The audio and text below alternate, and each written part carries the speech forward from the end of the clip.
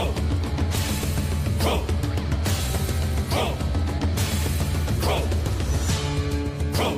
Belief is the enemy of knowing. Crow. All right, man. Welcome to the second live stream. This one's going to be the real deal. The last time around, I was trying to learn how to do all this. Luckily, Rose knows how to do all this. But Jason, you with me? All right, man. Indeed, we are here. We are live. All right, you can help me row this boat, right? Row, row, row. Old man shakes fist at live stream. Anyhow, thank you guys all for showing up again. The last one was really successful. I think it's got near 40,000 views or something like this. Unfortunately, I forgot to put an email out for this one, but that's going to happen while we're talking here. Anyhow, you got anything to open up with, Jason? Well, this is something we probably should have done a while ago, but I'm so glad we're doing them now. We are always looking for ways to reach folks in this age of censorship and doing something on a platform. Here's the thing about YouTube. YouTube censors the crap out of people, but it's still a very fertile battleground because so many people still come here. So it is what it is. Here we are. This is where folks still like to use. So if we want to reach folks, we got to be here. Okay, I'm still getting... Boy, those comments come so quick. I'm still getting used to all this. And yeah, the censorship is a horrible, horrible thing. Way back at the end of the 90s and the early 2000s, I had a job where I was involved in some of the first banner ads, believe it or not, that went out on the internet. I actually created some of the first video ads. And in that, I was responsible for tracking trends in traffic. And what I have seen around the search term Crrow777 lets me know that we are still being heavily censored. And so there's a lot to contend with to keep it going. But everyone should realize that whatever happens on these platforms, and I am back in earnest as long as it doesn't get ridiculous again. But having said that, the main hub for everything Crrow777 related is and always will be Crrow777radio.com. The reason for that is it's a private server. We literally serve our own content. That content is not coming from some, platform or corporation server. We own a private server that we have to pay for every month to ensure that we can keep free speech alive and talk about the things that we want to talk about. We should probably mention, Crow, that I think some folks are confused. There have never been live streams on your channel. We always did those on my Secrets of Saturn channel. So the only live streams that exist are the first one you did 2 weeks ago and now this one. And then we're going to keep them up. I don't know if we're going to do them every 2 weeks, but that sounds like a pretty good schedule. We'll have to figure that out. Right. We're putting our toe back in the water to see if sanity is starting to come back around. The censorship was at a level that I can't even explain to people. And it got bad, as everyone who follows knows. They took the bazooka to my channel in October of 2017. People kept saying, oh, you got to put up another channel. I said, never going to happen. If I get kicked in the nuts, I'm not going to ask for another one. And 3 weeks later, they put it back. They removed something like 30,000 subs, which when they put it back, I gained those subs back in days. As a matter of fact, within a very short period of time, I shot up to just under 200,000 subs, where it has been frozen all these years. And I assume now that we're back doing live streams, it'll probably jump over that. But I want to take a minute to talk about what everyone can expect from us going forward, meaning Crrow777 content. We gear what we do to try to be helpful on some level, whether it's about medical things. Like recently we did a dental thing, and it's astonishing the number of people who were shocked and actually gained from what we covered.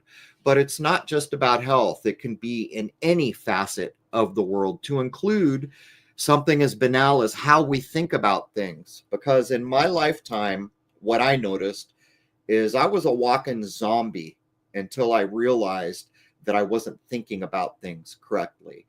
I realized that everything I'd been taught in school and all the things that had been put in front of me that I had accepted wholeheartedly showed me how to look through a pinhole at the world. And when I recognized that and started to adjust the way I think about things, a whole new world opened up to me. So my point here is the main drift of what we try to accomplish is that the content be helpful in one way or another. I mean, would you add anything to that, Jason? Right. For anyone who just never did anything besides see your videos and all that on here on YouTube, we never went away. We never did anything. Everything has been at Crrow777radio.com. And I've been doing that, this show with you nearly from the beginning. I always forget what episode I came in on, but 20 something was the first yeah, visit. it was early. I did a few with you, wasn't everyone, and then shortly into it, we just decided to go for it, and that's what we've been doing all this time since. So that's where we're at with this, and folks like live stuff. That's just really what it comes down to. And as far as the censorship is concerned, from what I've read, I do try and stay on top of current events and all that. Uncle Elon's platform seems to be kind of kicking YouTube in the teeth a bit because of the censorship.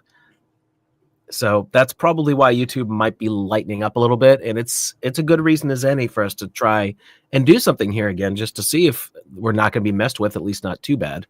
Well, it would be an upside. And by the way, on Twitter, what used to be Twitter, every single time that I approached 10,000 subscribers, I mean, this happened, I think 4 times.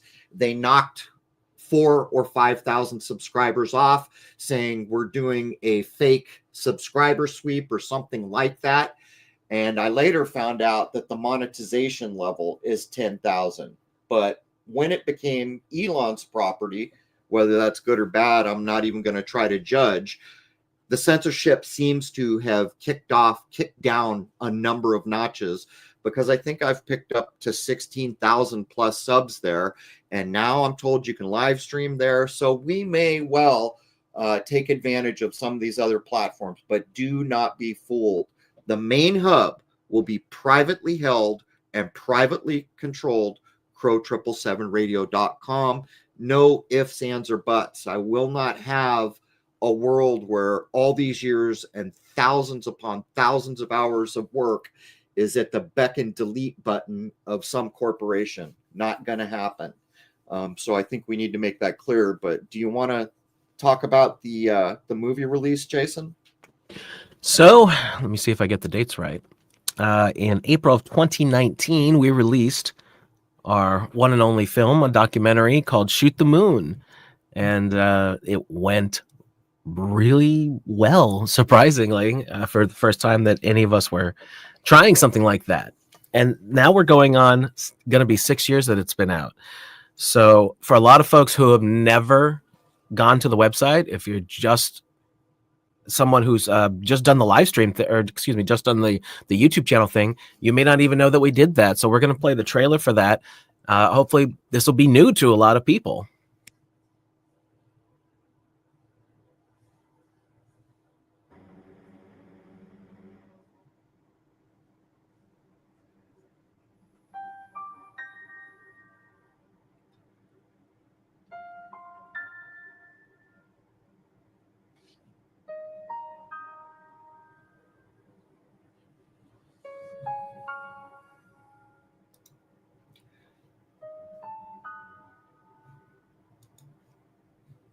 I purchased my first telescope in the mid-90s, high-tech for the time, to be sure. I went into debt like I'd never gone into debt for anything but a car at the time to do it. That single act in my life led me in a path that has changed everything.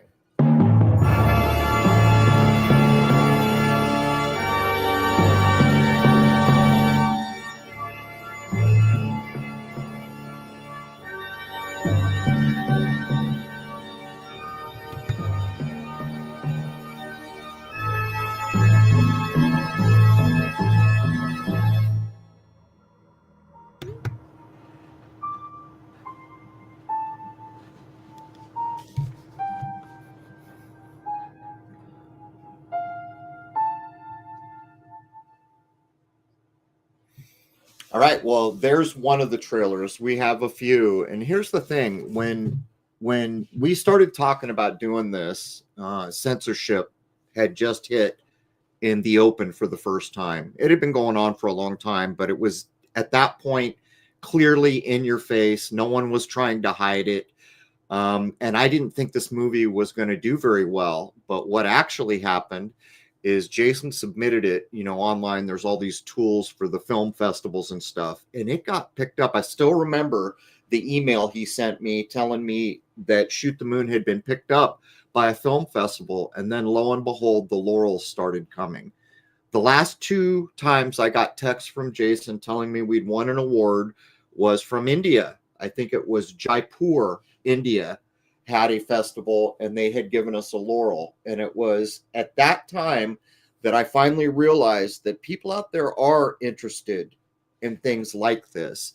And to be perfectly clear, this movie is for free to all members. You can stream it anytime you want from the website.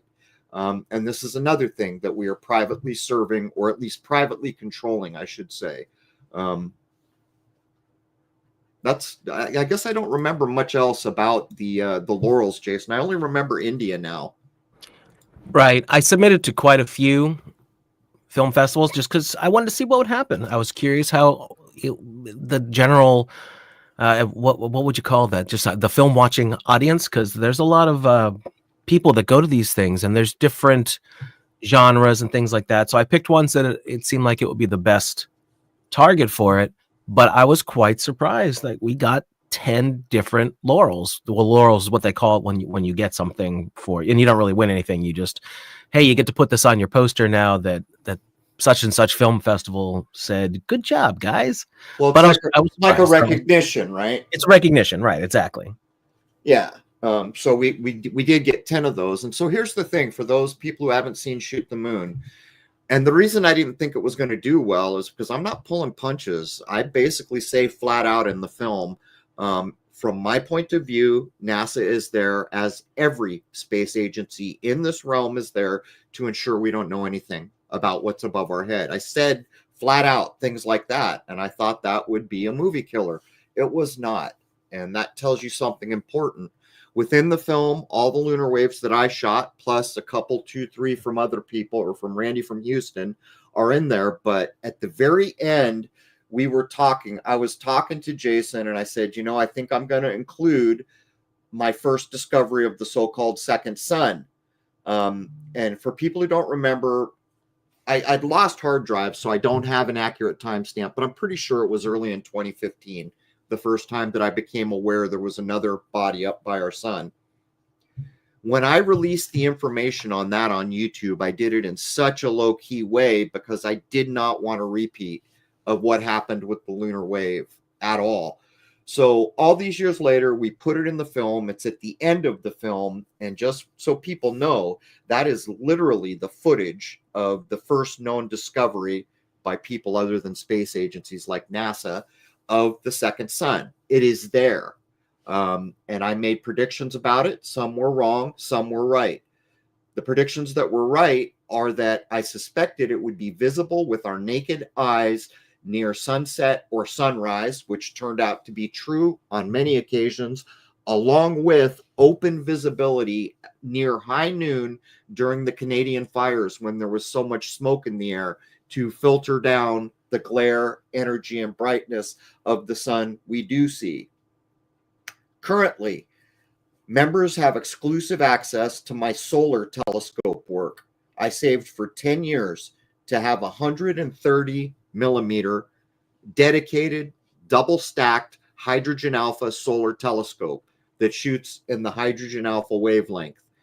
I was told by the manufacturer only 3 of that size, there are bigger ones, but of that size, only 3 have been purchased in North America. So not too many people with tools at that level. There are people out there with better tools, just not a lot. So currently, I am convinced that the other object spends the majority of its time behind our sun. I am almost to a point where I want to start calling it a binary. I've always been interested in what the Vedic and old Indian astrologers and astronomers, to them it's the same thing, I think, had to say about it. And there is this idea in very old records that our sun has a binary. And when that binary gets closer to us, our consciousness goes through the roof. And when that binary gets further from us, we have a dark age, presumably like the one we're coming out of now. Having said that, all the work that I do with my solar scope is going to be on exclusive offer to the membership of Crrow777radio.com. While I was posting all my content to YouTube, I learned a few things, like they claim part ownership. And you'll get an email along the way that says we can use any content we want for any purpose at any time, which is basically saying we own your work because you've used our platform. Not to mention they have the ability to push the delete key, issue strikes, and all the other nonsense that I walked away from. That will never happen with my solar work. It is exclusively held and served in a private manner for the members who choose to participate in Crrow777radio.com. If you don't have anything else to say, Jason, or if you do, go ahead, and then we'll play the solar investigation clip.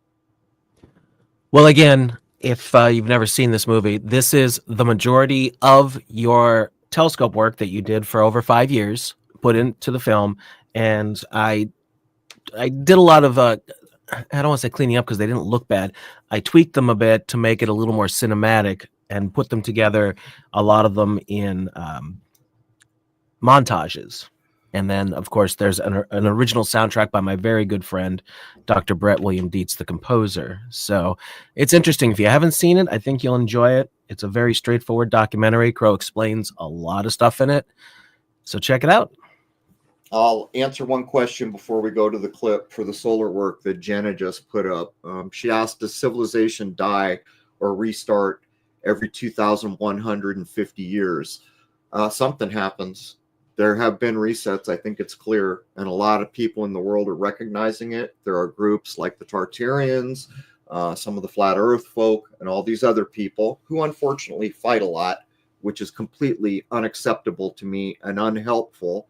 It doesn't matter if everyone's right 100% of the time. What matters is that they're looking and trying to learn, because what we now know is that we have a right to know where we exist. We have a right to know about our history. But you know what else we know? You know what else we just learned?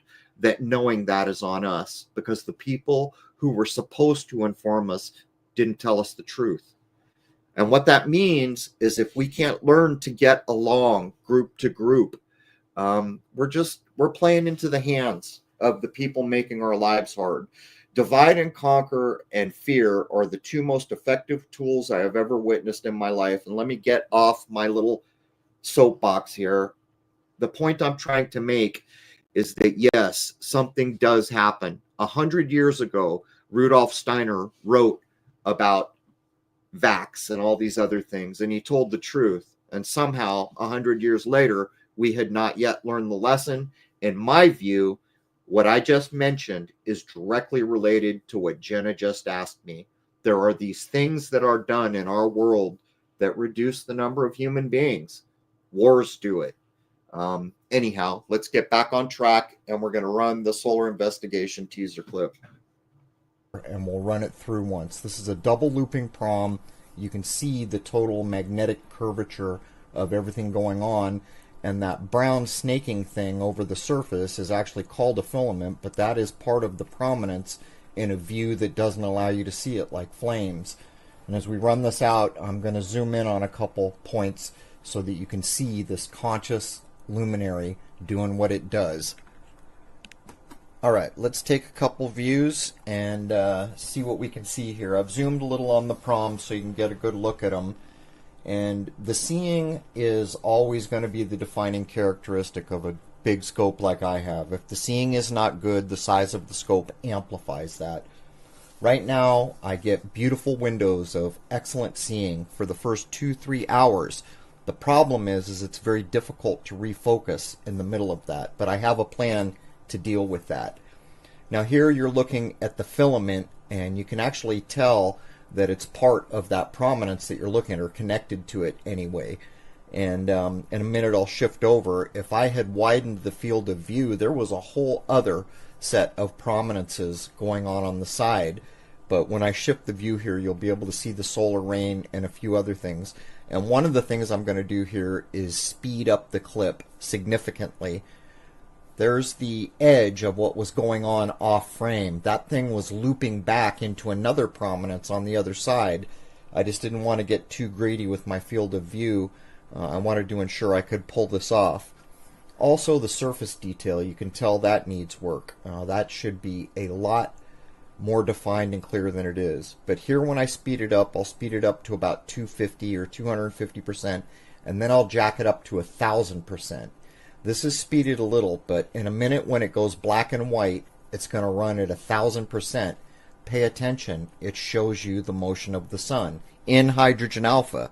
Now I know people look in white light and they see something different because the sunspots don't move the same way all the time. Here it comes. There's really quick. Can you see the sun spinning forward and back? So this prominence will actually go all the way around, and in 24 hours-ish, be right back about where it is now. And that's what you can tell if you back it up and look at the 1,000% run. You can see. All right, there's the clip. Now, before I go forward talking about this, I want to give an apology for my first live stream. I didn't realize that there was an etiquette, so I don't want to make that mistake, and I'm sorry to all the people that I didn't thank who gave super chats. I've since been clued in, and Rose smacked me around again, so I want to thank Cymatic Smoke. Thank you so much. And by the way, I'm down with your name. I get it. It's pretty cool. And I want to thank Andrea Zavras. Hope I said that wrong. Thank you guys so much. Truly appreciate it. And I won't make the mistake of not thanking people who I should be thanking. And I apologize to the folks last time. I didn't know any better, which is a bit of a weak excuse, but there it is. But getting back to the solar work, what you're looking at when you see a clip like that, and by the way, I should say, we're going to show you another thing that relates to the membership area of my website, where all my solar videos are provided for membership exclusively. When you're looking at a clip like the one I just showed you, it's shot in the hydrogen alpha wavelength. Now that is barely within the visible range that your visual eyes would see. And Rose has just put up the website so you can see where the members area is, where there are currently 11 solar videos. Getting back to the point, the hydrogen alpha wavelength is what allows us to see that detail that we would otherwise be blind to. Now, not only do we have to be able to see in that particular wavelength, all the other UV, IR, energy bands, and all the other bands that are in the way have to be cut out of the view. The energy from the sun has to be reduced like 98%. A lot goes in to being able to see that little tiny hydrogen alpha thing. But what we can see when we're there is enough to make you appreciate the light of this world that most of us have been taught is something to take for granted. And if you appreciate the sun, you're just a scummy sun worshiper, and all these other nonsensical things that we are taught by corporate religion, by school, or wherever. It doesn't matter. The truth is the sun is amazing beyond my ability to describe it. It is truly, literally, I'm not speaking religiously, I'm not speaking metaphorically, I am speaking literally. It is the light of this world. The reason we don't bump around in darkness 24 hours a day.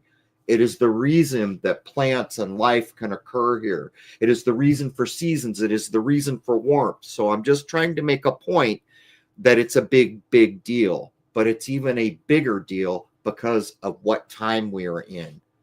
This is the end of one era and the beginning of another. And in my view, from all that I have tried to teach myself, the sun is in lockstep with that change. It is also, from my point of view, in lockstep with the consciousness lift that everything's getting. Even dogs are getting it. All living things seem to be getting it. And what this work will do is allow us to learn things that are true. Currently, I accept that the sun is not a nuclear furnace or whatever we're told. There's magnetism and electromagnetism going on, but we have a lot more to learn. Currently, I accept that portion I just filmed and showed you, that it's hollow, I think. Right now, I accept, actually, that it's hollow. That outer shell is what we're looking at. And I have footage posted for members looking down some of the sunspots. There's actually things going on down there that you can see a little bit, but I'm working to increase that view. I currently accept, to as high a degree as I can, that other object is very likely the binary to our sun. I currently accept that it is very likely that the energy, since our sun, in my eyes, is not a nuclear furnace or a, whatever they call it, where's that energy coming from? I think maybe it's coming from counter space. Maybe that other object has to do with that. There's a lot of maybes and a lot of ifs in what I'm saying, but unfortunately, we were handed space agencies which were supposed to inform us, and from my point of view, they have not told us the truth, and from my point of view, they have been used like a pawn to ensure that we don't know much about anything. The sun is not a projection. The sun is not make-believe. It is not a matrix asset. It is not any of those things. From my point of view, it is alive and it is conscious. And before you roll your eyes, let me ask one simple question. How could a thing that fosters, allows, and guarantees life in this realm not have life of its own to offer? There's my question to consider that. But anyhow, Jason, you want to get in here before I lose my voice? Well, for anyone who doesn't listen to the show regularly, we had a very interesting conversation with Mr. Eric Dollard, the Tesla of our time, and he has some very interesting things to say about the sun, and that's where a lot of the things that are being hypothesized now are, all those things are being taken into account now, what he's been saying for many years, because he spent a good, I forget how long he said, it was like a decade, I think, when he worked for RCA, studying the sun because of the effects on radio transmissions and the effect on the electric stuff that he worked on. So another thing happened that was very helpful. When I shot the second sun for the first time, I was afraid to go on YouTube and say anything about it for a few reasons.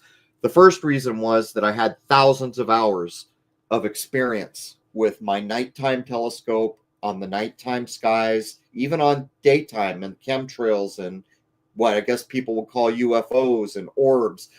But with the solar work, I only had 200-300 hours, maybe if that.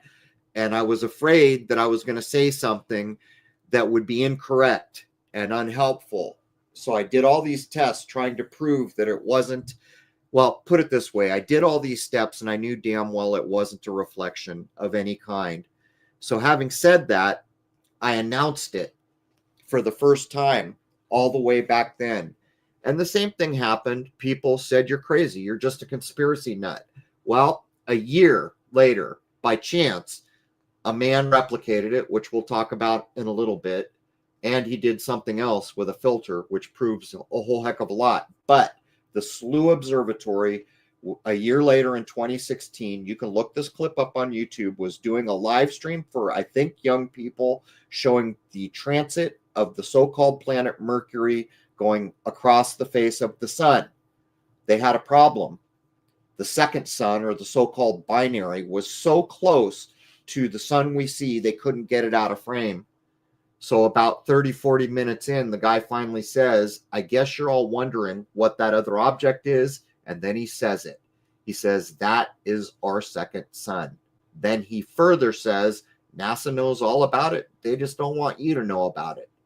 And that one little clip took so much weight off people who wanted to come kicking all the time that I can't even explain to you, but it did something more, where I was constantly referring to the other object as so-called this or legendary that. They used the word second sun. Take a minute here and thank the Starries of Our Life. Nice name. I'm down with that one too. Thank you so much for the support you're giving this channel. And while I don't want this to be a sales pitch stream, which it will not be, this really helps because the costs of everything have gone up, but we have not raised the cost of what it takes to join our little podcast. We've done everything we can to keep our prices low, but it gets difficult to pay the bills at times. Anyhow, thank you, Stories of Our Life. I love that name. Anyhow, pull me back on track, Jason. Where the heck were we?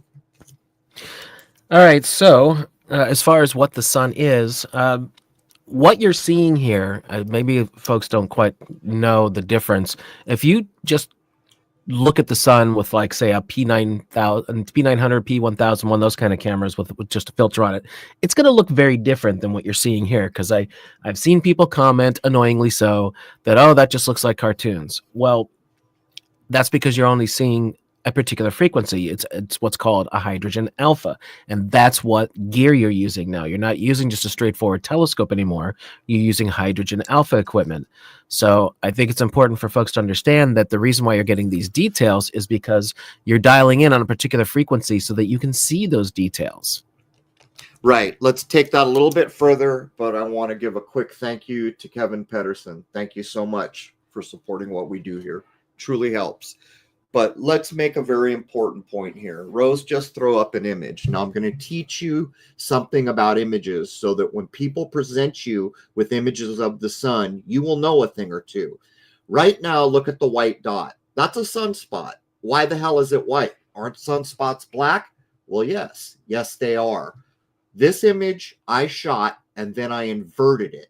It's like if I took a snapshot of my wife and then inverted it so it looked like a negative, that's what I've done here.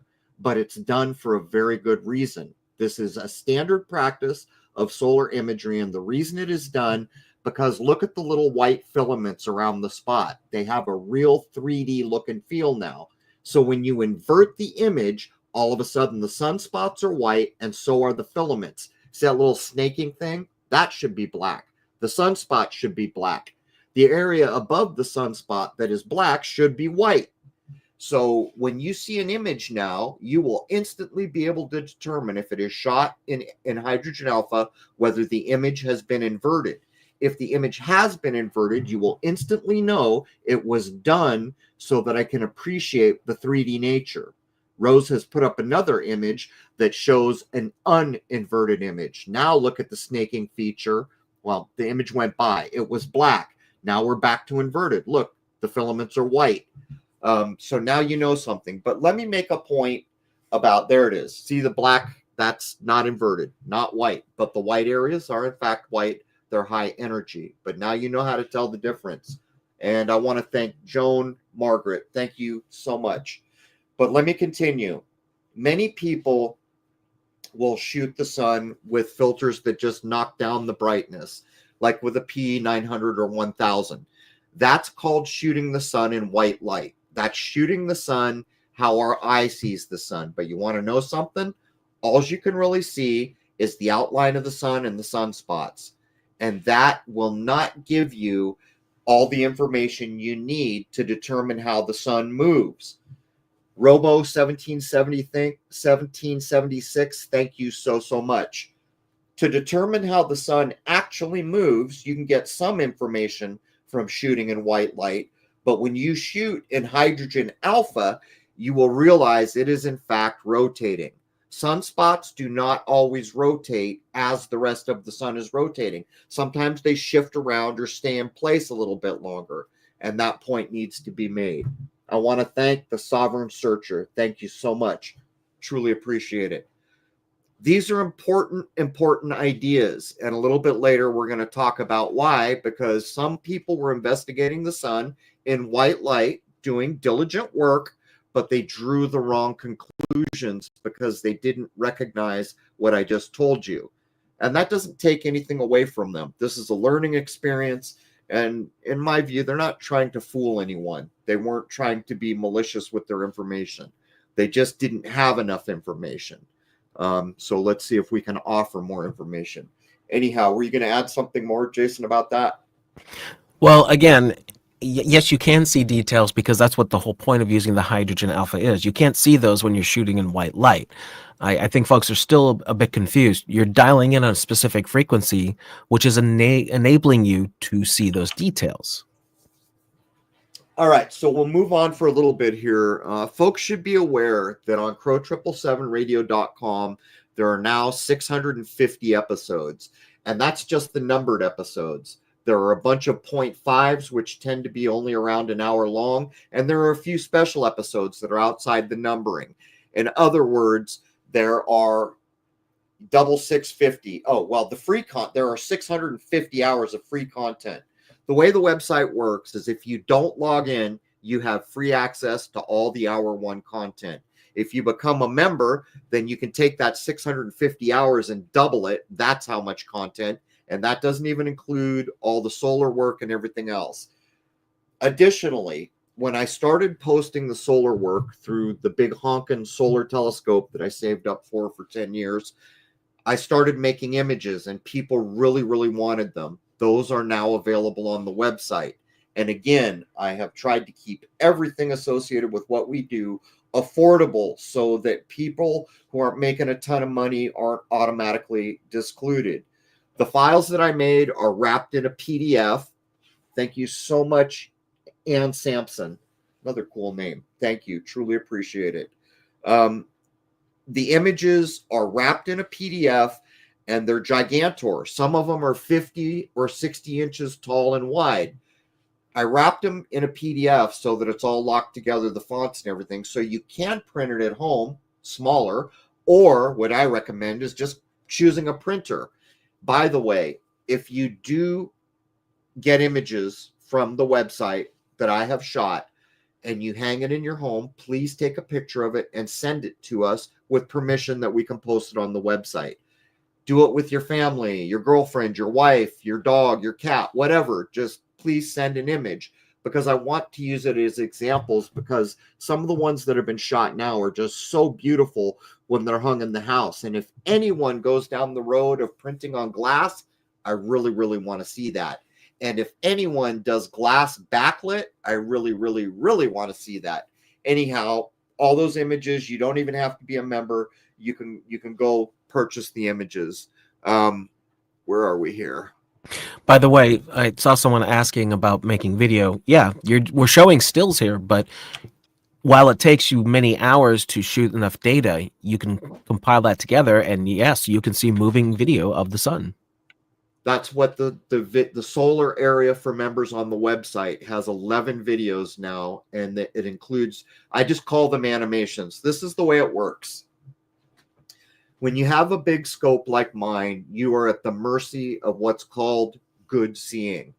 Thank you so much, Laureen. Truly appreciated it. Thank you. Thank you. The good seeing is basically how stable the air is. The bigger the scope, the harder it gets to use. With a scope the size of mine, there are plenty of days I cannot shoot, even though it looks like a gorgeous day. So what I do is I shoot a moving video of the sun in a raw format with no compression, typically 2,000 to 3,000 frames. I then take that video, I pull out 10 to 50% of the best frames and stack it all down into one still image. Then I process that image, which makes the images you're seeing. Like, look at the one right now. That's a sunspot. Believe it or not, that is a sunspot that is behind our avatars on the stage. Now, anytime you see a still image or a video that I've made, it has taken hours and hours. Minimally, I have shot half a day, then done the download, then done the processing, then done everything else that it takes. So any single image that you see, it is a safe estimate that you're looking at 8 hours of work for a single image.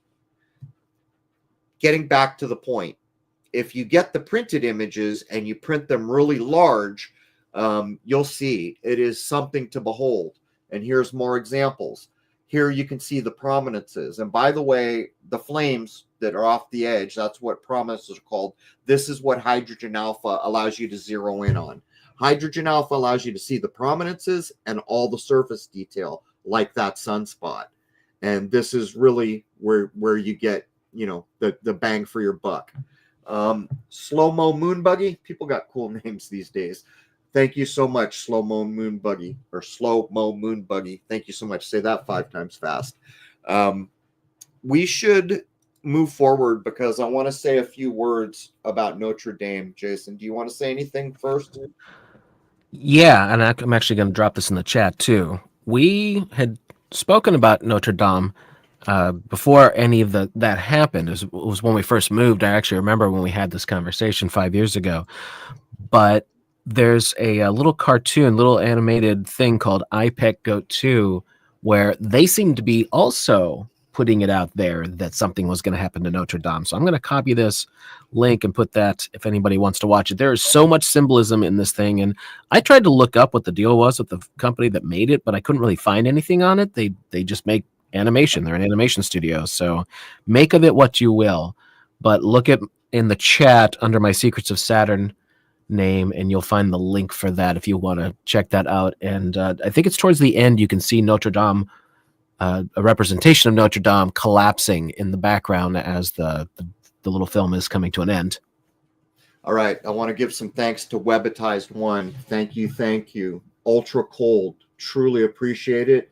And Era Mastroff, let me say that right. Era Mastroff, hope I said that right. Thank you guys all for helping support what we do here. John F., thank you. Truly appreciate it. Thank you. Now let's get back to the point at hand. This is what happened.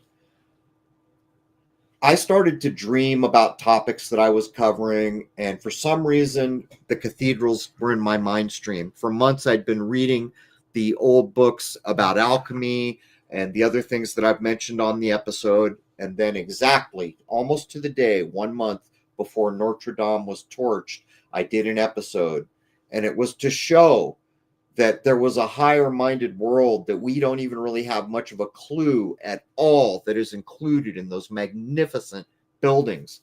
But I included a message, and the message was that they're erasing what those buildings tell us. So keep all your images, keep everything you have about the cathedrals. And what happened? That erasing went into high gear 30 days later. Jamie, thank you so much. Truly appreciate it. So exactly 30 days after the fact, it was torched. And guess what? Just reopened today. What's today? Well, they're using the date for a different reason. Today is a day that lives in infamy. It's December 7th, Pearl Harbor Day, the senior cousin of 9/11, in my point of view. They've opened it up. And what do they say? We don't know what caused the fire. Well, I don't either, but I know why the fire happened. Eric, thank you so much. Wes F.E., thank you so much. Truly appreciate it. But the odds of me ending up in the mind stream happened for a reason. And this was the reason. I put this out, and 30 days later, the very thing I was warning about occurs. But here's the real kick in the cojones. I forget, a year or 2 or 3, I don't know the timeline anymore. They did a high definition laser scan of the area that was burned. You see what's happening here? The real world being traded off for a digital Fugazi replication. HR Biggs 120, thank you. Truly appreciate it. Thank you. Jason, I feel like I'm forgetting things about how all that went down, and I can't remember the book. Oh, Mystery of the Cathedrals, right? Is that the book? Yep. So that's some months earlier I had gotten drawn in. The way Crrow777 radio podcast works most of the time, not all of the time, is because my life path ends up on the topic we're going to cover. And people get frustrated because they want, me to cover this, that, or the other thing. And we do on occasion. I don't, exclude that. But most of the time, I try to ensure that my footsteps in this realm, my life path, is the reason for the things we're covering. Because to me, it's not coincidence that I am on a topic or covering a thing. To me, there is no coincidence. And so here I am reading Mystery of the Cathedrals, and it's blowing my mind. And I had read parts of it earlier. And just the higher-minded nature and the love and compassion and comprehension of the natural world where all truth is found and proven. They knew it. They built it into glass and stone at a level that we can only marvel at. And some jackass somewhere doesn't want that to be anymore.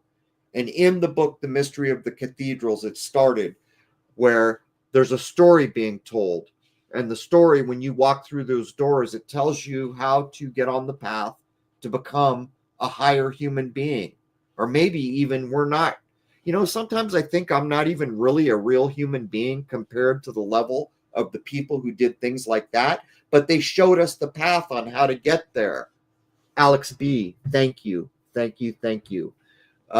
And so the first things that's included in the Mystery of the Cathedrals, they took the St. Christopher statue holding baby Jesus, which is information and a code and an arrow pointing the way with all this information wrapped in it on the path to higher human beings.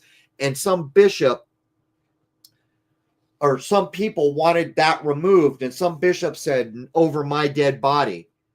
And so, well, that's what they did. They waited for the bishop to die, and they took those statues in more than one cathedral of St. Christopher holding baby Jesus, which is information that guided people to a path of higher humanity. One of the things encoded in those edifices, those magnificent buildings, and they dragged it out back and they smashed it to pieces. And it's no different than what happened 1 month after we did that podcast. The same thing is still going on. And they digitally scan the damn thing as if somehow that's, I mean, I don't even want to think about it. The point I'm making is people need to recognize that there was a higher society that comprehended nature at a level we cannot currently, or most of us cannot. And nature is the only place where we can find truth in this world. And where we're existing now, a digital world is being made. And it's a cheap Fugazi knockoff meant to mimic the real world, but it's not even a pale shadow. And it's being built because the people who want to be the gods of this place cannot claim nature. They didn't make it. They can't claim it. They can't make life. They can't make a tree. They can't make a fish. They can't make a ladybug. They can't make a bloody mosquito. But they can make a digital world that they did create, that they can claim ownership of, that they can become the gods of, that they can try to force to run all the systems that we require to live a modern existence, which is why the digital world is here, which is why it was fostered, which is why it is taking over everything. And yet we walk our paths through this realm surrounded by truth. It's just that a lot of us have forgotten that. And those cathedrals, including the one that was burned, have information encoded in them for those with ears to hear and eyes to see and a mind to learn on how to reach higher humanity. And that's why it was important. And the only reason I'm mentioning it now is because they reopened it on December 7th. So what does that tell you? And Buzzy B, thank you. Thank you so much. And did I give the episode number, Jason? Rose has been putting out stuff in the chat. Okay. By the way, we should probably mention that they uncovered a weird sarcophagus when they were originally going through it. Do you remember that? Oh, now, God, I'd totally forgotten. Go ahead. Well, that's the thing. I don't remember exactly either. I should have looked this up, and maybe I can find something on it. But apparently there was stuff up in the roof that some kind of ritual had been done, and why they even announced this to the public, I don't know. Maybe too many people saw it and they had to. But it just goes to show that there are things that go on with that we just don't know about. That something was weird about this. Now, Notre Dame was made by people who had some very how should we put it? They knew what they were doing. And it's not they were higher human beings than we are, and that's not meant to be rude. They had become, I don't know how to say it without sounding like I'm being a pain in the you know what. They were at a higher level, and the reason is because they had merged with nature. Those buildings aren't just buildings. They have all this information encoded. Most of them still hold a path so a human being can become higher. Did you know that many of those cathedrals have as much to them underground as they do above ground? Go listen to Eric Dollard. They were resonating when they were functional buildings. They were literally lifting people spiritually inside. There was like a resonance chamber. I mean, I don't even have enough knowledge or language to describe what a big deal those things were. But what it basically is, it's like having a device, a natural device that's had the functionality pulled out of it. That's what we've been shown. But it's still there, and it matters. And the people who built that, I mean, just the knowledge that it took. And there is no stone, if it's from the original structure, there is nothing just because we needed something to fill a space. It was all fashioned in lockstep with the truth that nature provides. And anyone who's studied older alchemical texts, you'll read things. Like the first time I read it, I thought, well, what the heck does that mean? And it says, you want to know how to live your life as a human? Then go study the plant kingdom. Well, what does that mean? Well, I know what it means now. When I look at a plant, it doesn't do anything wrong. It lives within the system. It contributes to the system. It is part of the system. The system can't really even function properly without it. But I want to give a thanks to Didgeridoo 3. Love that word, Didgeridoo 3. Thank you so much. I think we have a set of clips to go in around the sun, which is topical because the luminaries of our realm, particularly the sun, but the sun and the moon, and then the other lesser luminaries that are apparently a little farther away, probably, they are all providing energies, and this too is referenced within those edifices. But do you want to take us into the double sun footage and information, Jason? Okay, so it looks like that clip is ready to go. I'm not sure what else to say about it here. Let's just cue it up and play it. Let me give a thanks to Reformed Bear. Thank you, Reformed Bear. I'm glad you're reformed. Pun intended. Okay, this is not the double sun clip. This is the Okay. rotating. So sun. what this is people shot in white light, and I think someone was trying to make the argument that the sunspots were mirroring the zodiacal constellations behind it, which you can't really draw that conclusion from my point of view. Does not make me right, does not make me wrong, but my ability to view in the hydrogen alpha wavelength leads me to not be able to accept that. But this is the difference. Look, this is white light. What do you see? You see the disk and you see sunspots. Now, when you go back to how I'm currently shooting in hydrogen alpha, there's a whole other level, many levels of detail that are missing from this view. And I think that's incredibly important for people who want to study the sun. And the other problem is it's just not, well, I shouldn't say that. A new hydrogen alpha telescope just came out for Skywatcher that's around $3,000. And that's a lot of money, but for hydrogen alpha, that is cheap. Anyhow, sorry, Jason, I walked all over your gig. Right. Well, I just want to point out that this is our friend Austin from his channel, The Melodome. This is his footage, and he's done a hell of a job shooting. I don't know if he does literally every day, but I think mostly every day. And he puts these together to prove what exactly the sun is doing. It kind of gives you a really good idea of what the sun is and is not, at least to a point. I think we're going to run double sun footage, if I'm not mistaken, and I think it's going to include Chris Van Maitre and a very important contribution from Cami Nodell, who proved beyond argument that the other object can't possibly be a reflection. So, Rose, do we actually have that, or am I going off script here? Yeah, just a second. I got it. Just a second. Okay. All right. We're just going to give her 2 seconds to cue it up. She's like the man behind the curtain, or the woman behind the curtain, trying to juggle all this. Here we go.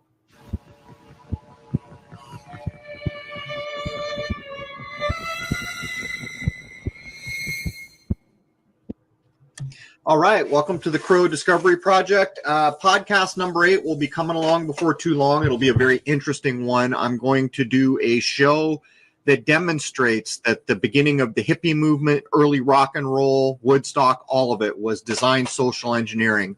Anyhow, I finally had a good day here today, so I shot the sun. I whipped out the solar rig, got everything set up, and here's the sun before I have it all tuned in. This is just the straight solar scope, and in a second I'll get the double stack on. There's not much going on the sun today, but I keep coming back to the idea of a reflection, and I've done this. I'll spin around the edges. There's some slight prominence today, but not much going on. Ever since I used my full spectrum camera shooting the moon, and I traveled way away from the moon and found light reflections in the sky, I keep coming back to this. And while I'm aware that a double stack with Etalon filters can produce ghost images, I keep doing these tests to try to prove in my mind 100% that the ghost image is being produced by the double stack Etalon filters. And each time I walk away just unsatisfied. So I'm going to show you the reflection here. I'm not saying that it's a reflection in the sky. I'm not saying it's not. I'll keep coming back to it until I kind of figure out a way to prove it to myself one way or the other. Now here what you can see is me traveling around. You can see the typical lens flare that you expect.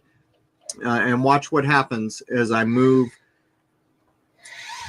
the other direction. This is right. I can't find anything there. As I move left, there it goes across the top. I'll come back to it.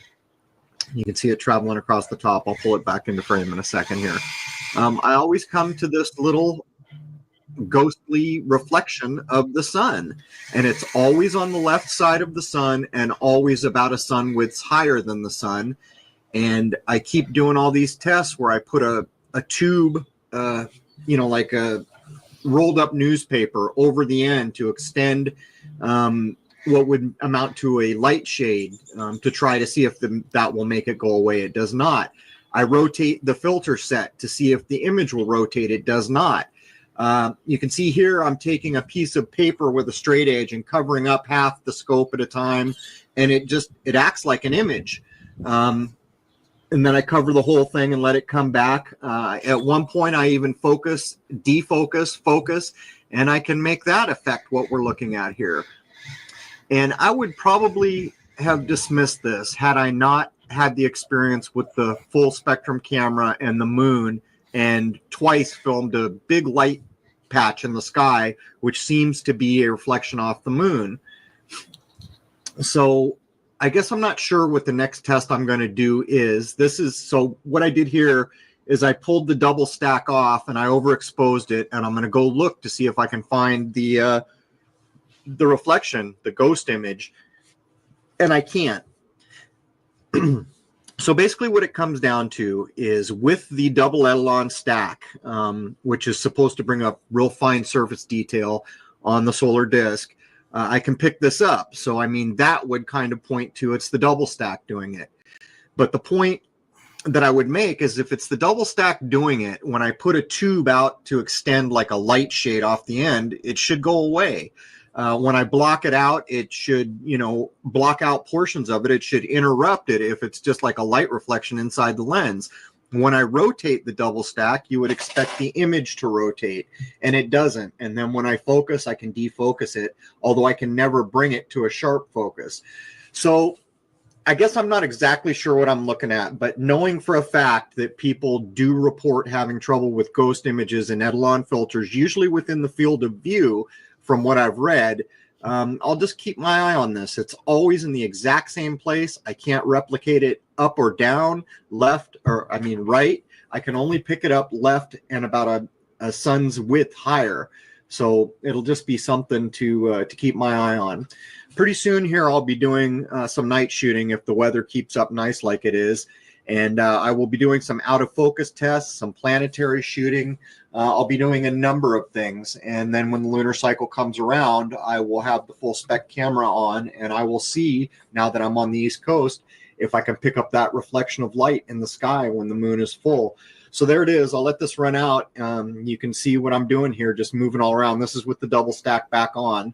trying to replicate it in some way. There's, I don't know, a couple more minutes of this if you want to watch. Anyhow, my next podcast will be number 8. I'm going to bring James Alfred back because he has such an analytical mind, and we are going to completely expose the early hippie movement, the beginnings of rock and roll, all the way through Woodstock to demonstrate it was nothing. All right, so there's all that. Jason, did we fail to thank someone who was supporting us? I'm not sure, but we can check over on the starred thing. Let's see the last person. Let's check this out. Let me pull this down. Reformed Bear. Hopefully we said thank you to you. I did. Didgeridoo, Buzzy B, Alex B, HR Biggs 120, Wes FE, Eric, Jamie, John F, Animastroff, Ultra Cold, Webitized 1, Slow Mo Moon Buggy, Laureen, Ann Sampson, Sovereign Searcher, Robo1776, Joan Margaret, Kevin Peterson, The Starries of Our Life, Andrea Zavros, and Cymatic Smoke. That should be everybody. Thanks for all the super chats, folks. There you go. And again, I truly want to appreciate last time I didn't know the etiquette. Not much of an excuse, but anyhow, there it is. But getting back to the topic at hand here, there's the clip. I think that's probably the first one that I ran that shows the binary to our sun. And you can see how I'm using my language, how I'm trying to blunt it so that I'm not making any claims. You got to realize in the fall of 2013, the lunar wave, I'd had that clip for a year, and people kept bugging me. So I finally put it on YouTube. And from that moment forward, nothing was ever the same. But for the next year and a half, maybe close to 2 years, I can't even tell you how, at times, how bad it got. But it mellowed out after a while, and I didn't want to do that again. So that's why I was so mellow with my language. But getting back to the point, there it is. There's this other object. I know it's there. Despite the way I'm speaking, I did every test you can imagine. I was taking 4-foot, gift wrapping tubes and putting it over the end of the scope to darn well guarantee there's no way on God's green acre that any light could be creating a reflection. I was doing stuff with the Etalon. I did everything I could, and I knew it. And so, unfortunately, a year later, when the SLU Observatory admitted that I was right and called it the second sun, an observatory, I didn't know about that until recently. Actually, maybe a year and a half ago was the first time I was ever aware. But a man named Chris Van Maitre, roughly a year and a half later, replicated it. And I think we can run that footage now, Rose. There's a lot to be learned from this footage, and I'll tell you why.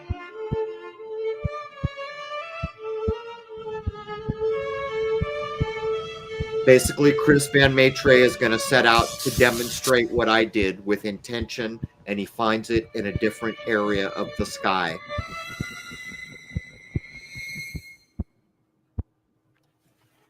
All right, man. Welcome to the Crow Discovery Project. It's been a long time since I've posted one of these, and I will be ganging up with some other people and posting more scope footage as the warm weather approaches here. I've recovered from my surgery. I should be able to heft that scope again. What we have here is confirmation of the double sun by another individual. First footage you're going to see here is my footage. Hydrogen alpha scope with a double stack, a solar max. That is the sun you see with your eyes.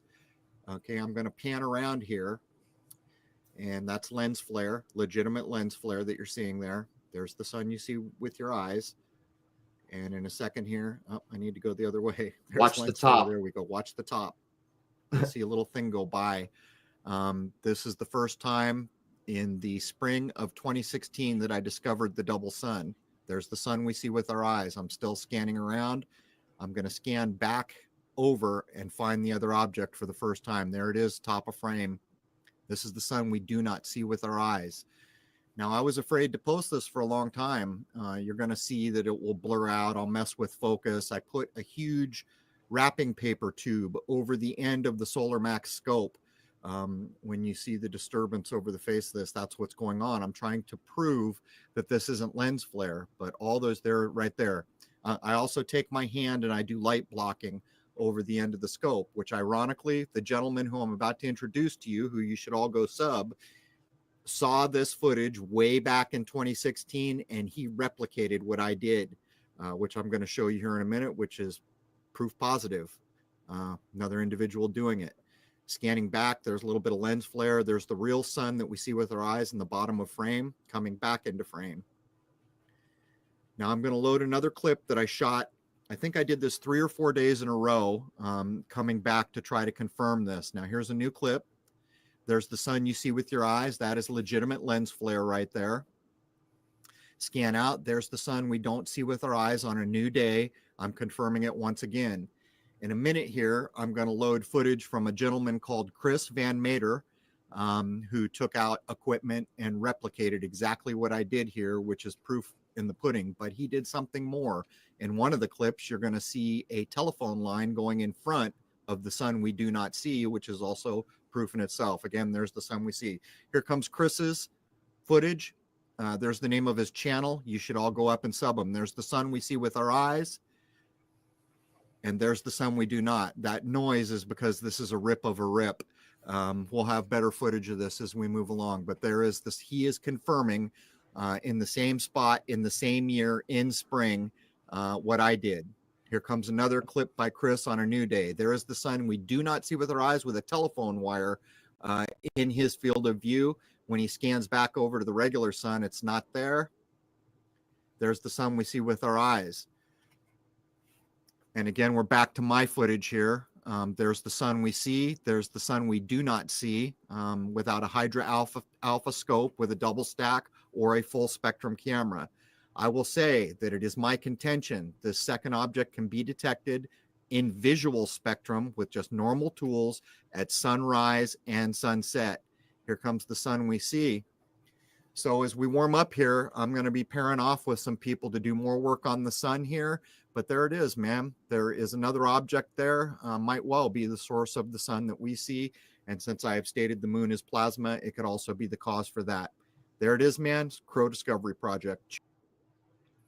All right. So first I need to make a correction. I said his name wrong. It is Chris Van Meter. So he replicated what I did, but as a bonus, Providence from above put a telephone line in the way, which also proves it's not a reflection, but we have absolute proof that that's not a reflection. It had occurred to me, maybe it's shining off the firmament. Maybe I had all these things. Maybe it is well, I knew it wasn't lens flare because I did all these things to prove it. But in this clip here, we're going to prove beyond argument using a polarized filter that this is not any kind of flare, reflection, or otherwise. Does everybody know how sunglasses work? Polarized sunglasses remove reflections and glare. Watch.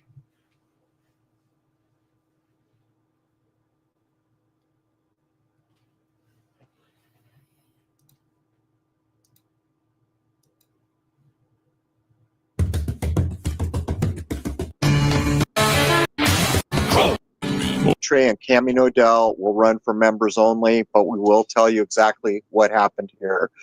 Jason recently did a gig at the Solar Return Festival where he bumps into Chris Van Meter. To give you the backstory, in spring of 2015, I first filmed The Sun You Don't See. Some years later, Chris Van Meter with a hydrogen alpha solar scope replicates what I do. He's now replicated it in Colorado, in Houston, and in South Carolina where the festival was, showing a different position for the sun you don't see each time. But Jason put me on the phone with him at the festival, and I told him I was going to start picking up filming again this spring because I should be recovered enough to lift up the scope, which is pretty big. And I suggested to him that we try to get polarized light filters on our hydrogen alpha telescopes to film the sun. Lo and behold, Cami Nodell was there, who makes a habit of using polarized light filters, and she had some big ones. The next day, Chris and Cami, and I'm not sure who else, go out, film with the solar scope, see the sun we don't see, or the second sun, what I'm currently calling the spiritual sun, and they put a polarized filter on it, and they eclipsed it away. Now, we go into great detail with Cami, who's an expert on these things, about what that means. Suffice it to say, I think we're not far away from being able to claim, like the lunar wave, this is the real deal, and there's no telling me otherwise. This test is very meaningful. So this clip you're listening to here will also run in the free area of Crrow777radio.com. Members at Crrow777radio.com can log in and get the full episode. And this is wholly about censorship. My YouTube's picking up strikes again. Clips are getting removed. It's a whole thing, and I'm about done with it. I will be launching a new website soon, and probably all the video that I run, only bumpers will ever see YouTube, and I'll make a video area on my site. Did I get all that, Jason? You did, and the one thing I will add in is that while Chris did film the second sun, or the spirit sun as you're going to call it, in both Colorado and Houston, when he did it in South Carolina, it was not off to the side like it was even when you shot it, but it was directly beneath it, which was very interesting because for all the naysayers who were just saying, oh, that's something just going on inside the lenses, some kind of reflection or whatnot, wouldn't that always be the exact same thing every time? I don't know exactly, but it sounds like it's lending a lot more credence to it being an actual object at this point. Yeah, well, for me, that's true. Everything you just said is true, but the kind of icing on the cake here is that the polarizing filter made it disappear. You can't make the sun we see with our eyes disappear with a polarizing light filter, and Cami describes what that means. It proves it's an object. We'll get into it. There's a whole explanation that comes behind, but in this clip, we will also provide the directions that the second sun that you don't see has been shot in and where it was located so people can go out and look. First couple times, it was a sun and a half up and about 2.5 suns to the left. Both times I shot it and Chris. The next time it was slightly different, but the last time they shot it, it was directly below the sun we see with our eyes. But there it is. The full clip will be running for members at Crrow777radio.com, Crrow777radio.com. We hope to see you there, man. I'd like to wish you all a happy, healthy, and higher-minded new era. Cheers. Hello, everybody out there in YouTube land. This is Good Times for All. There's Zachary Zabala here if you prefer. Today's video, we're going to take a look at polarized light and reflections. We have our camera here pointed at our original light source, which is a flashlight, and our reflection, which is a hemispherical lens. As you can see, we can see both reflections in the camera. I'm going to go ahead and start this recording now. And you should see the other video up in the corner of the picture. So we will take one of our Polaroid filters here. And these are kind of scratched up here, folks. We've been playing a lot with them. But as you can see, nor here or here, when I put it in front of the camera and rotate it, nothing really happens. One Polaroid filter doesn't do much to the light source. What I found was very interesting, though, when I cover the original light source and grab the other filter, you come back here and look, and as I put it in front of this, the camera, you'll see here, watch this.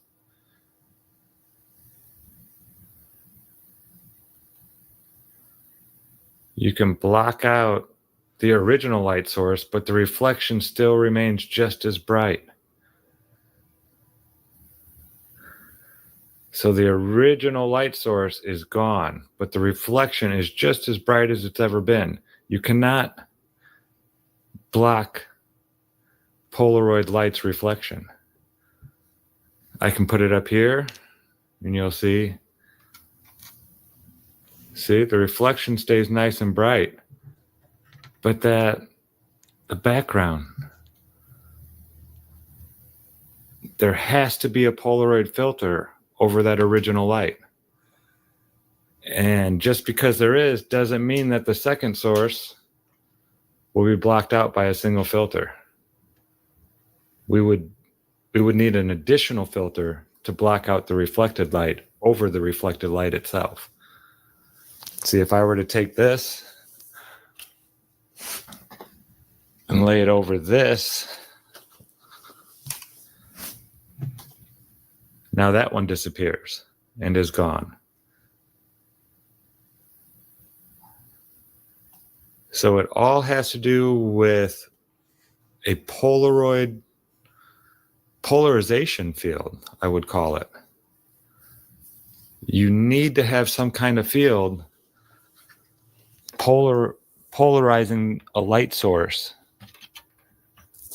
in order for a single polarized lens, like I have here, to actually block it out. So what is going on with that other object we're picking up behind the sun and a hydrogen alpha filter that is also able to be polarized out?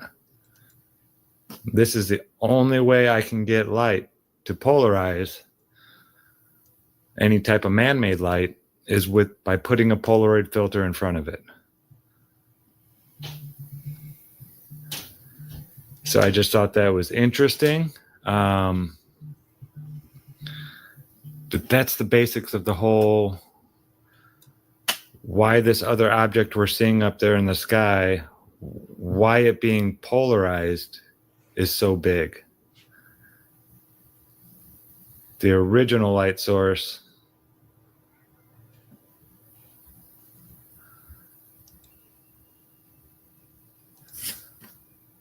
I don't know, folks. You tell me. This is good times for all here signing out. As always, thanks for watching.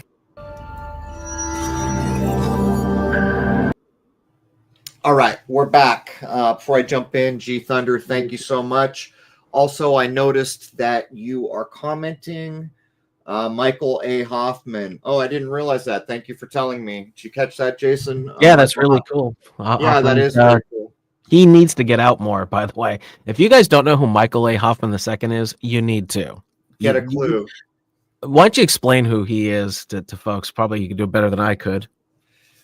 Michael Hoffman and I have been friends for some time. He was the co-author with James Shelby Downard on one of the most important pieces of work that I have come across that teaches you how to think about our world and how it actually works. The book that was written because of Michael J. Hoffman, co-authoring with Shelby Downard, is called King Kill 33. You can get a copy from him. He's probably the only place you can. It's been censored out of existence.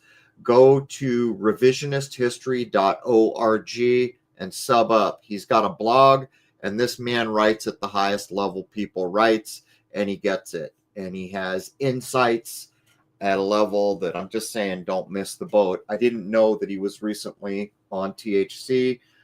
Incidentally, Higher Side Chats was the first place that ever interviewed me. I remember when he called me, Greg Carlwood, we were both in San Diego, and I thought, why would anyone want to talk to me? That's what I thought back then. And I said, no, I'm not interested. He hounded me for a while, and I relented, and that too changed everything. Anyhow, I want to thank G Thunder for the contribution, and I want to urge people to go jump on revisionisthistory.org. If you want to get a copy of King Kill 33, you can contact Rose. It's really hard to find because the site's archaic, but you really do want to sub to this man's blog or the chat, Substack, I guess it is. Anyhow, pulling back around. So now people have replicated, and no one even knows when all this is done, that the SLU Observatory actually filmed it during a live stream and admitted that it is the second sun, and admitted that NASA knows all about it but doesn't want you to know about it. I saw comments as we were doing this. People were all, really, a second sun? I'm out of here. Thanks, NASA. This is the kind of world you have created, where whoever was that made that comment in comments deserves and has the right to know where it is they exist, and deserves and has the right to know something about this place. Thanks, NASA. This is the world you have helped create. Anyhow, getting back to the point. So it's confirmed. It's not an if, it's not an and, it's not a but. There's another object there. It is demonstrably not a reflection. Again, I currently accept it as our binary. I currently accept that is probably directly tied to the consciousness lift we're all getting. But if you go, I think Rose has provided all the links. Go to the Cami Nodell, Chris Van Maitre footage where Cami, for the first time, busts out the polarized light filter. And it is what it is. I mean, these are not arguable things. Do we know everything we want to know? No, we don't. But we know it's not a puff of smoke or an illusion now, because of all this work. Anyhow, where are we, Jason? So you can discuss what's been questioned to you. Why haven't you captured the double sun with the new solar scope of yours? Okay. My new solar scope is very big, and the reason I got it was to get a clean shot. I have all these tests and little secrets that I will not talk about in public that I'm going to try to do. I just need a clean shot at the object. The first problem is I have a very limited view of the sky where I am, and I can't just lug this telescope system around anywhere, unfortunately. But it's spending like 90-something% of its time behind our sun right now. I will get the shot sooner or later, but it's like the lunar wave in a way. Actually, it's not. The lunar wave, you just have to hang around for days, months, weeks till you get lucky. This is there, but I have to be there when it's a clean shot. And by the way, everyone listening, if you end up taking a picture of the other object, which you can do at sunup and sunset, if the conditions are right, take video. Do not just take a picture, because you can't prove that's not lens flare. Take a short video and slightly move the camera, because when you move the camera, it will prove that the objects remain equidistant. In other words, that you're filming actual objects, and then get us the information. And I'm trying to work out at what times, like at equinoxes or solstices. But when I do get a shot with my tools, I have a big plan to prove a few things. I don't know. Did I answer that very well? Yeah, that's fine. And you have gotten some indications. We've talked about it, that something's there. You just don't have an image similar to what that original one was that you shot years ago. No, and I don't have anything with the new system, but I'm going to say a thing here. I've been pretty low key. All those images, the solar images that I let people buy on my website, if you pay attention, look at the edge of the sun. And in many of those shots, you can see either the glow or the limb of the binary sun behind our sun. I kept it in those images. I just haven't advertised it, because it's there and I know it's there. And someday everybody's going to know it's there. As a matter of fact, one of the most important psychological operation movies of the modern era has to be 2001: A Space Odyssey, which was made to convince us all we went to the moon when we didn't. Well, there's a sequel to that movie. It's called 2010. At the very end of 2010, which is a sequel of one of the most important psychological operation movies, Roy Scheider, the star of the film, gives a soliloquy. And what does he say? He says, "My children will grow up in a world with two suns." Go listen to it. Go look it up. Go back to Tatooine in Star Wars, because that's just about how it looks. The double sun on Tatooine. Go look at the MasterCard logo. I'm stretching a little bit, and I know it, but the reason I'm stretching a little bit is because I know people like NASA have been aware of this and hidden it. It's encoded in things. What about all those pictures of Jesus holding up two fingers? A lot of people think, though, that's the sign for peace or this or that, or it's about John the Baptist and Jesus. Well, I think there's an additional bit of information being carried on in Jesus' twin fingers being held up there, two fingers. But to get back to the point, actually, what was the point, Jason? I wandered off so far, I'm like, duh. Well, we were just finishing up on the second sun stuff, but you were commenting on why you haven't filmed the second sun with the new equipment. Yeah, it'll happen. I'm convinced it will happen. I'm not ready to accept any other outcome than it will happen. I saved up for 10 years. I did everything I could to try to politely and quietly put this into the consciousness of people who had an interest. And here we are. And it is my assertion that I think it is very likely in the coming era, there will be no doubt to anyone that there's a binary because you can see it every day. Anyhow, that still has to come to pass. But where shall we go? Well, let's just do a public service announcement here because we've gone through a lot of stuff. If anyone needs links or have any questions, Rose has an email set up for that. You can contact her. Contact Rose777 at protonmail.com. There it is in the chats. And if you have technical support issues, we have that set up as well for the website, because don't forget, everything that is about this show and all of the work is Crrow777radio.com. That is it. That is where everything is. The rest of this is superfluous. It's extra stuff, but the main everything goes through Crrow777radio.com. So if you have any problems, it's support at Crrow777radio.com. All right, I want to take a minute because I've dropped the ball again. People write things with their super chats. So we need to stop what we're doing here and we need to go through and acknowledge what's been written here. We're good. We've got them all. We got them all? Yep, I've been trying to keep an eye on them. We're good so far. Last one was G Thunder. And yep, I'm just double checking, making sure we are good so we can move forward. Well, I see questions that I didn't answer. Okay. If you want to go back and answer questions. Okay. Cymatic Smoke, thank you. He's thanking us for the work. Andrea Zavras, thank you. The Starries of Our Life. Do you think there will be an apex event or period of time where the second sun is visible to all, or to at least those spiritually uncontaminated? You want to know something, my friend? I don't think it matters where you are spiritually. I really don't. I think people who are elevated a bit always have that advantage in many ways, including what they're aware of and what they can see.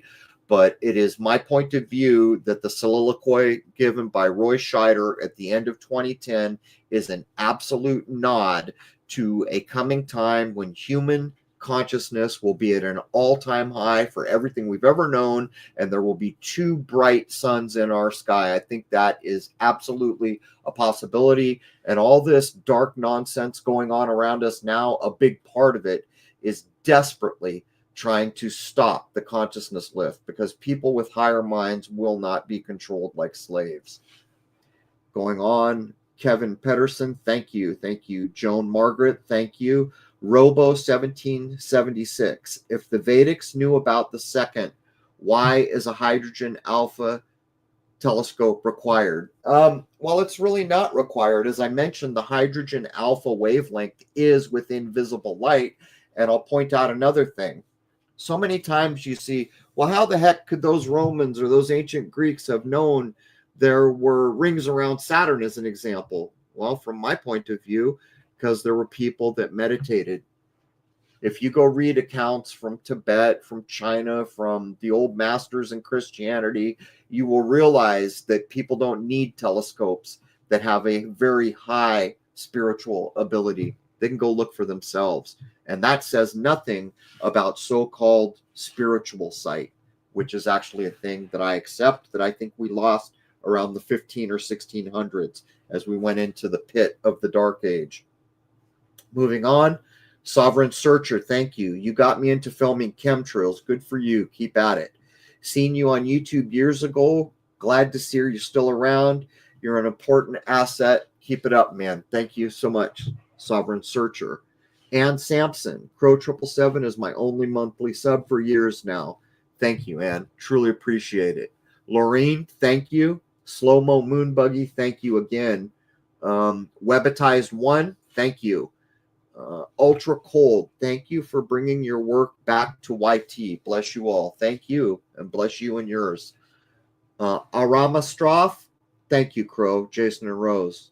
Thank you on behalf of all of us, Arama Stroff. John F., great show. Thank you, sir. And Jamie, you're a legend. I don't know if that's true, but thank you for the compliment. Truly appreciate it. Okay, there I feel like we're even, Jason. Oh, all right. No, we're not even. I must thank Bibi Lopez.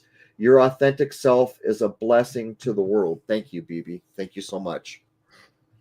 All right, so next we can explain about the playlists. Rose has been doing a killer job arranging, because we have so many episodes now, we're in the 600s. She's been putting the grouped episodes together. There's playlists for a number of people: Wayne McCroy, Michael Hoffman, me. There's ones for law. There's ones for health. So anything like that. Let's put the link. Let me grab this here. And let me put this in the chat, and this will make it easy for everybody. There's a link tree that she made. So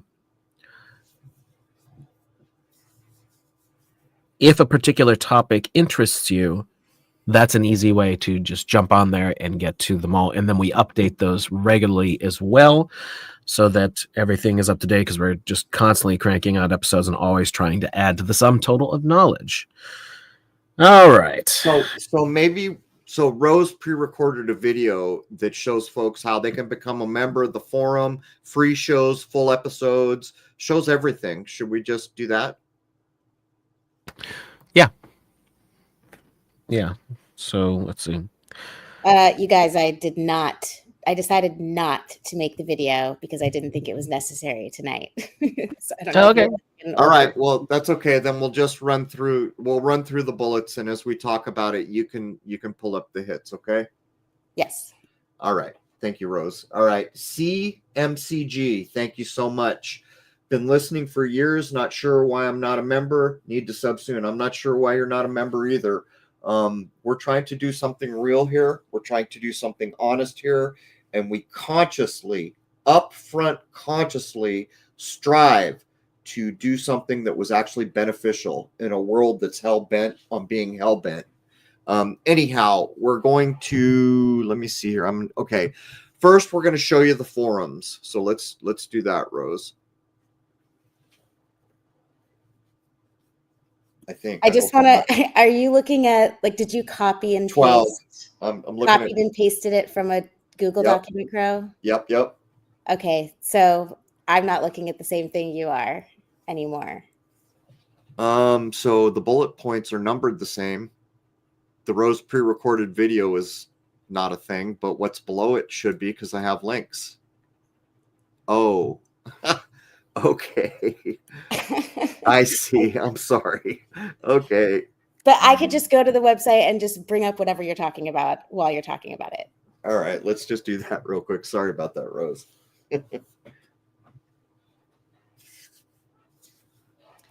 Ding, ding, ding, ding, ding. All right. First, this is logged in version. Is that what? Okay, we're going to do the logged in version. All right. So when you go and you're a member, this is, okay. This is when you're going to become a member. Go ahead, become a member. So it gives you a level, and I'll say it again. We started out at $5 a month like a decade ago, and right now most people are $10 or better. We have not, and we might have to at some point, but we've done everything we can not to lift it. It's $8 a month. If you go for an annual subscription, you get a free month, basically. And there are gift memberships, and the gift memberships are cool because a lot of people want to share what we're doing here with someone else to offer them maybe a new way to think about things. With the gift membership, what you do is you take your friend or loved one's email and you set up the account with that email. Then you just give them the password and they're all set. You can do a monthly gift, so just by the month, or you can do it annual. All right, let's go to, let's show them the episode player. So these are the episodes listed out, and this is the episode player. Oh, okay. There's the episodes listed. Here's the player. And go down, you'll see that under every episode, there's a big, almost like a blog that has to do with it, links that matter. And below that is the episode image. I make every episode image by hand. I do not use AI. I will never use AI. And there's almost always a hidden message or a puzzle or something in the image that AI cannot figure out that a human being can figure out. Below the episode image for a logged in member is a comment section where you can talk about everything that goes on. And there's how you log in. there's the full episode listing, which we're about to redo. And down below is the comments section. And this is where people can do whatever they want, talk about things. Let me be very upfront and real with everyone listening. If you're a member on any platform I run, there is one single rule, and I'm really not kidding. Be polite. If you come to my house looking to troll or be rude, you're not even going to get warmed. You're going to be shown the door, and the door is going to get locked behind you because there's a whole internet you can go troll. But it's not going to be the part of the internet where I'm living. There is one single rule. Be polite. We talk about things that matter in this world. We're talking about things that matter in a time where it's not a dang joke what's going on in the world. So just don't come trolling or being rude, or you will absolutely be shown the door, and I'm really not kidding. Anyhow, getting back on track here.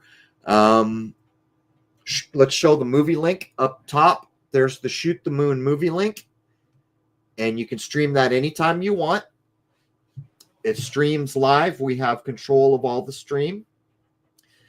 And next on the hit list, let's show the video sections. This is where all the members get exclusive access to all my solar work. So each one of these, there's 11 of them now. Go ahead and play a little bit of one if you want, Rose. They get exclusive access. And so whatever I've learned or shared goes into these videos for members. So at this point, these were some of the images that I've made, anything I'd learned. And again, look at these images carefully, because in many of them, the other sun is hidden in the image. I just haven't advertised it. I want to thank James Frazier. Thank you so, so much. All right. Congratulations. Natural birth, man. They're going to give their newborn the best gift that anyone could hope for on their first birthday. Good for you. There's the hope for our future. All right. Next up on the list you've done. Let's take a look at the sun images. So, and by the way, there's a natural birth playlist as well. If you need anything to look up, there's quite a few episodes where we've had folks who've come on and explained how they did the process for themselves. I was adopted, so I don't know much about anything that happened, nor do I know my parents, because the state of California gave them two things they could say about me: what religion I was to be raised and whether or not I could find them. They decided I wouldn't be able to find them, and I was blocked from finding them. So to me, a natural childbirth is the hope for our future. Anyhow, I'm sorry, Rose, let's get back. We're going to look at sun images. Give her a second to requeue it. All right, so hover over the link, please, Rose. Sun images. When you hover over, you can get a bundle of images or a single image. In the bundle, you can choose 3 images or 6. And let's go back to the singles so they can just see. And these are the images I have up now. And look, there's the measurements. This one's 21 inches by 21 inches. Some of them are gigantor. But I've designed them, some of them differently. People are now asking for lunar images.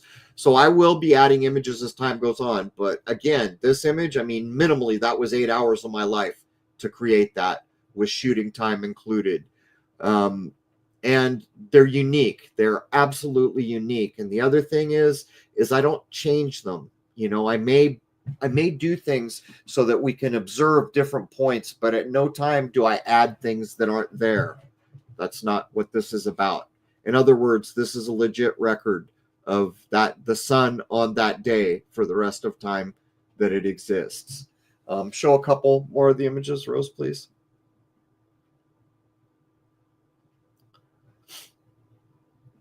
This one I kind of put a fancy border on. You can see that the disc has been inverted to show the 3D nature, and maybe show the one with text on it.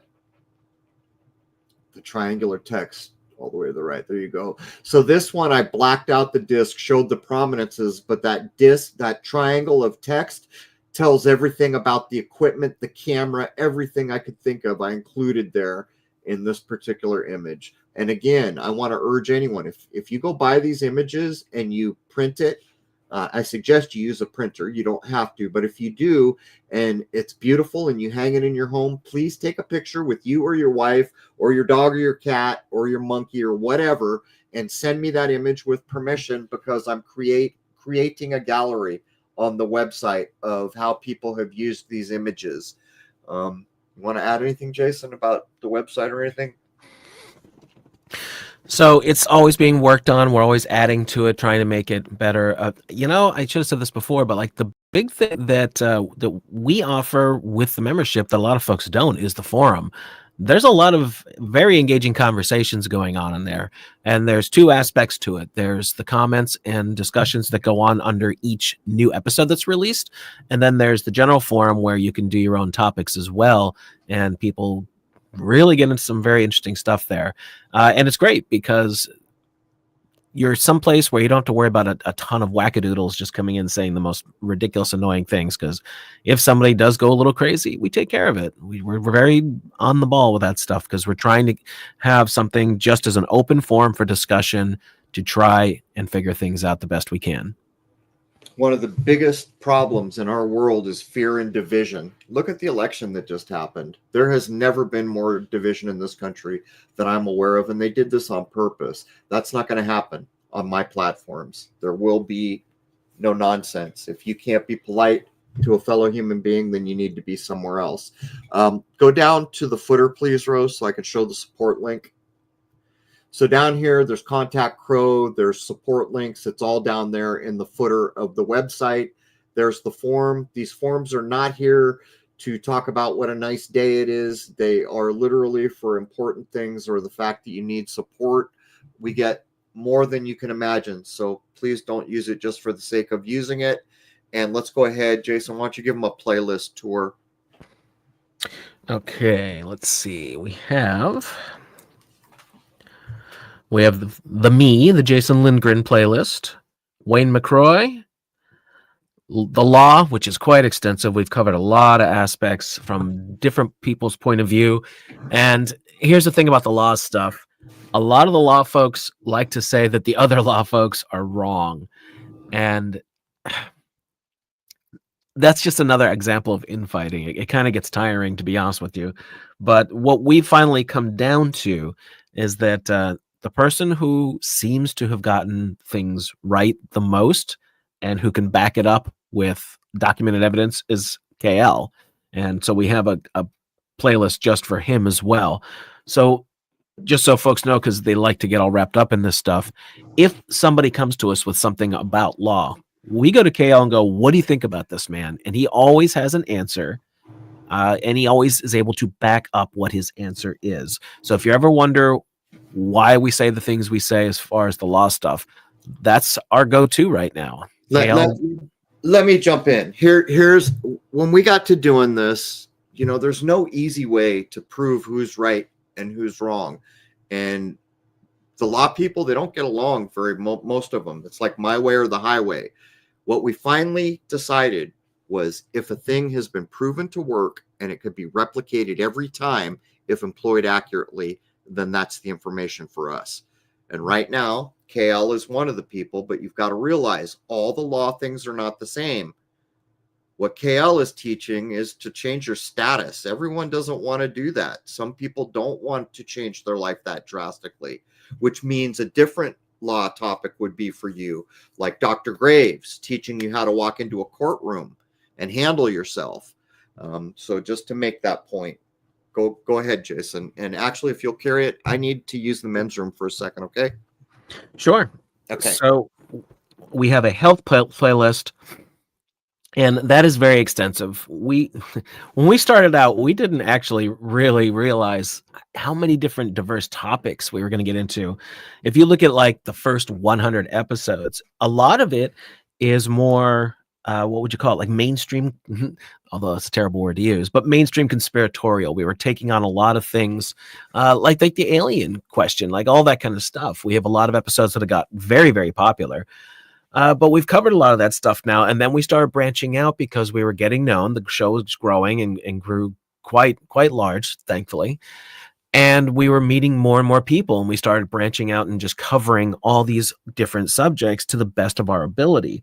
And health is one of them. And we've tried to go at the health thing from so many different angles and bring on people who seem to know what they're talking about and help with navigating to the best of their ability what the mainstream healthcare system does, which I got to be careful what I say here because of where we're at. But things don't always go the way you would want them when you have to deal with them. So anyway, we've got some homeopathy episodes for 422.5 and 428 under the health stuff, and we made those transcripts free for the members because there's so much in there covering what's known as the Reckoegg products.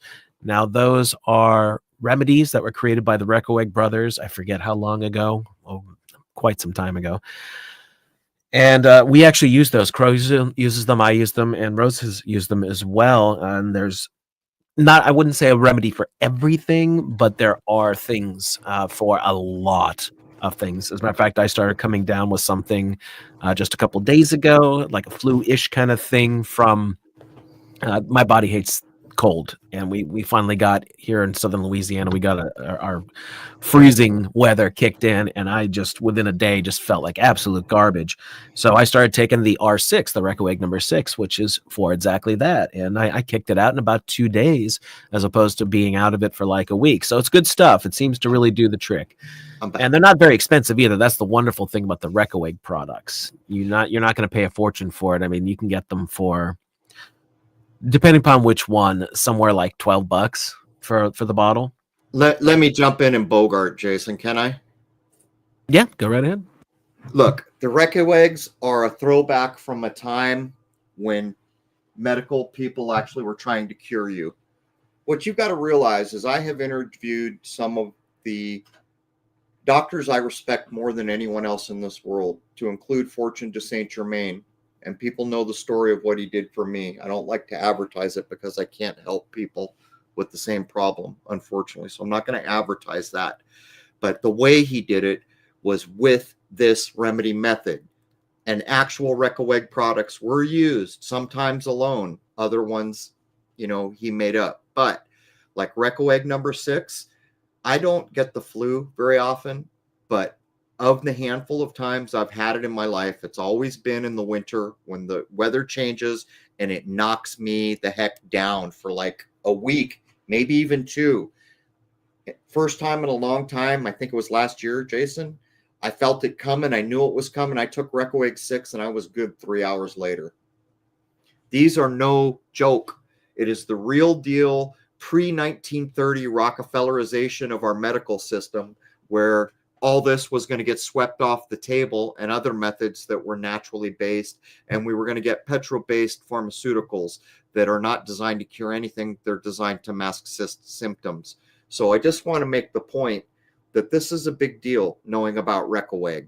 Anyhow, sorry for jumping in. Well, that's it exactly. You just described it better than I did. Like I said, it took me about 2 days to kick out that fluish kind of thing, and now I just have a little bit of sniffles left. But I felt really, really, really run down, and I just started pounding that R6 every couple hours or so. It worked. But anyway, let's see, where were we at here? Let's thank Lakeside. Laura, is that Lakeside San Diego? Is that Lakeside next to Santee? I miss home, as you can probably tell.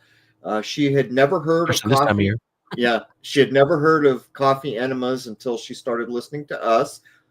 Most people are not willing to consider coffee enemas, which is a shame, because Charlotte Gerson cured some of the worst cancers in the world, according to her book.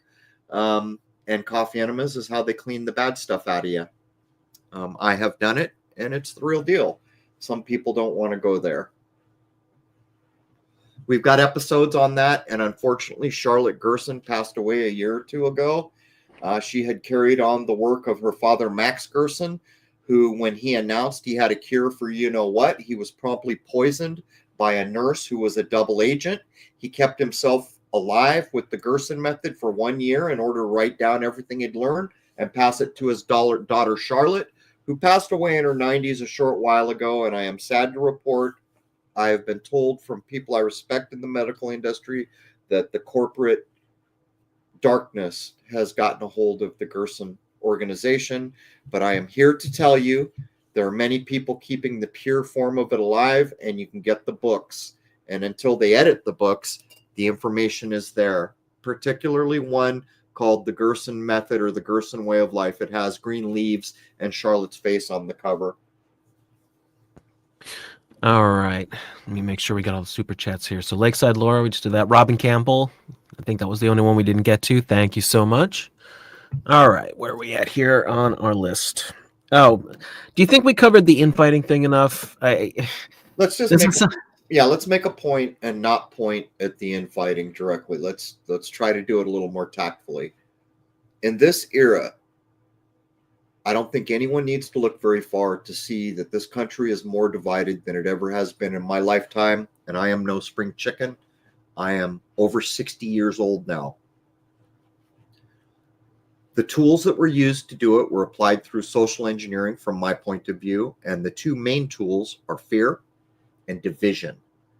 Divide and conquer works a dream.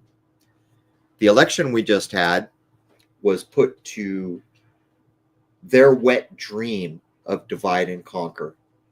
It was used to divide us more than we've ever been divided, and anyone can go online today to see the people who lost losing their minds while the people who won or feel like they won making fun of them. This is not a society that has a future in getting to a better place than where we are. This has to stop if we're going to move past this. And the irony in all this is that I can prove it's social engineering. You know how? Because your vote didn't do a damn thing to choose the candidate or to seat them. Not one thing. You are not voting. You're being polled. Who seats a president? We all learned it in grade school. The Electoral College does that. And what is the Electoral College? That's the system, folks. The Founding Fathers put it in place because they didn't feel like the common man was smart enough to choose the highest office, to be blunt. And I know a lot of people won't agree with that assessment. You don't have to, but what you do have to agree with is that your vote is not what seats a president. That is a fact. The Electoral College does that. So all these people losing their minds or gloating or kicking people while they're down are acting as if they had something to do with the outcome. And I'm here to tell you that's not the way it works. Anyhow, we got to come together. And for the last year or more, I've been pushing a thing that I think is as important as anything else I covered. And we've all heard of it. Most of us take it for granted or let it go in one way and out the other. It's called the Golden Rule. And it is named golden because it is golden. Maybe if everyone here took a minute later this evening or now to look up what the Golden Rule is and then think about how important it is and if they would like to employ it into their lifetime, that, in my view, could be the difference between this divided world that is being conquered that we currently exist in and a world where we learn how to care about each other. Because no matter how much you dislike someone, if you hurt them, they're going to be hurt. If you make them bleed, they're going to bleed. And they want what you want, most of them. They want a happy life. They want to be successful. They want their children to have a good life. It's time we stop falling for the division tactic that is working so beautifully for the opposition. Anyhow, stepping off the soapbox. And you know that they're doing it because mainstream media stokes the fires of division, not just with politics, with lots of stuff. And again, I don't want to get too deep into what I'm saying here. I think you should be smart enough to figure it out because of the platform here. But just look at how many things the various networks will put out for divide and conquer. If they're pushing one side of an argument, it's because they're trying to stoke the flames of division. Don't believe it. They are under no obligation, by law, mind you, to tell you the truth about anything. So keep that in mind whenever you might be silly enough to click on one of the major news networks. I call it the red-blue mind virus. We have an episode. Rose will put it in the chat. That episode does my utmost best to free you from the red-blue mind virus because it proves where the red and blue team came from, the left and right wings of the eagle, which is why there's never a third party. There cannot be a Ross Perot because there are only two wings on the eagle controlling you in that occulted system. And the people who made it up are the bankers. And I prove it by pulling a speech given in 1924 to the bankers of America by the governor of the Central Bank of England named Montague Norman, or Norman Montague. And he flat out says in English in the speech, hey, all you bankers in America, now that we have the political parties in place, we can let the idiots fight amongst themselves about things that don't matter while we take over the world. Wake up if you want. You've been told. I know you've been told because I just told you, and I gave you the episode that proves it with their own words. And I hope we're able to get beyond this, because this divided country will have a hell of a time getting to a better place under the current conditions. All right, so we're going to take questions soon if anybody has any, but just so you folks know, the reason why we do the website, again, we present information that we hope is interesting, compelling, and helpful, but do your own diligence. People should listen to the episodes on the playlists and discern for themselves. It's a must. Yeah, absolutely. We're not saying that we're the authority. A lot of times, like, I write a lot of the episodes, and I can only present what I can find. So I do my best to check the information and then put it together in a logical presentation, and then Crow and I discuss it. But again, we can only present what's out there to be found. So that's the way we do things, and we do our best. And I think a lot of stuff is out there if you go looking for it. Some folks are better at finding it than others. But another thing is something that Crow and I noticed going back a few years. Major platforms are starting to make it difficult to find stuff in regular searches. So it's become more and more difficult to actually just find common information. And a lot of the platforms we used to use, I think, have been infiltrated and or manipulated in some way.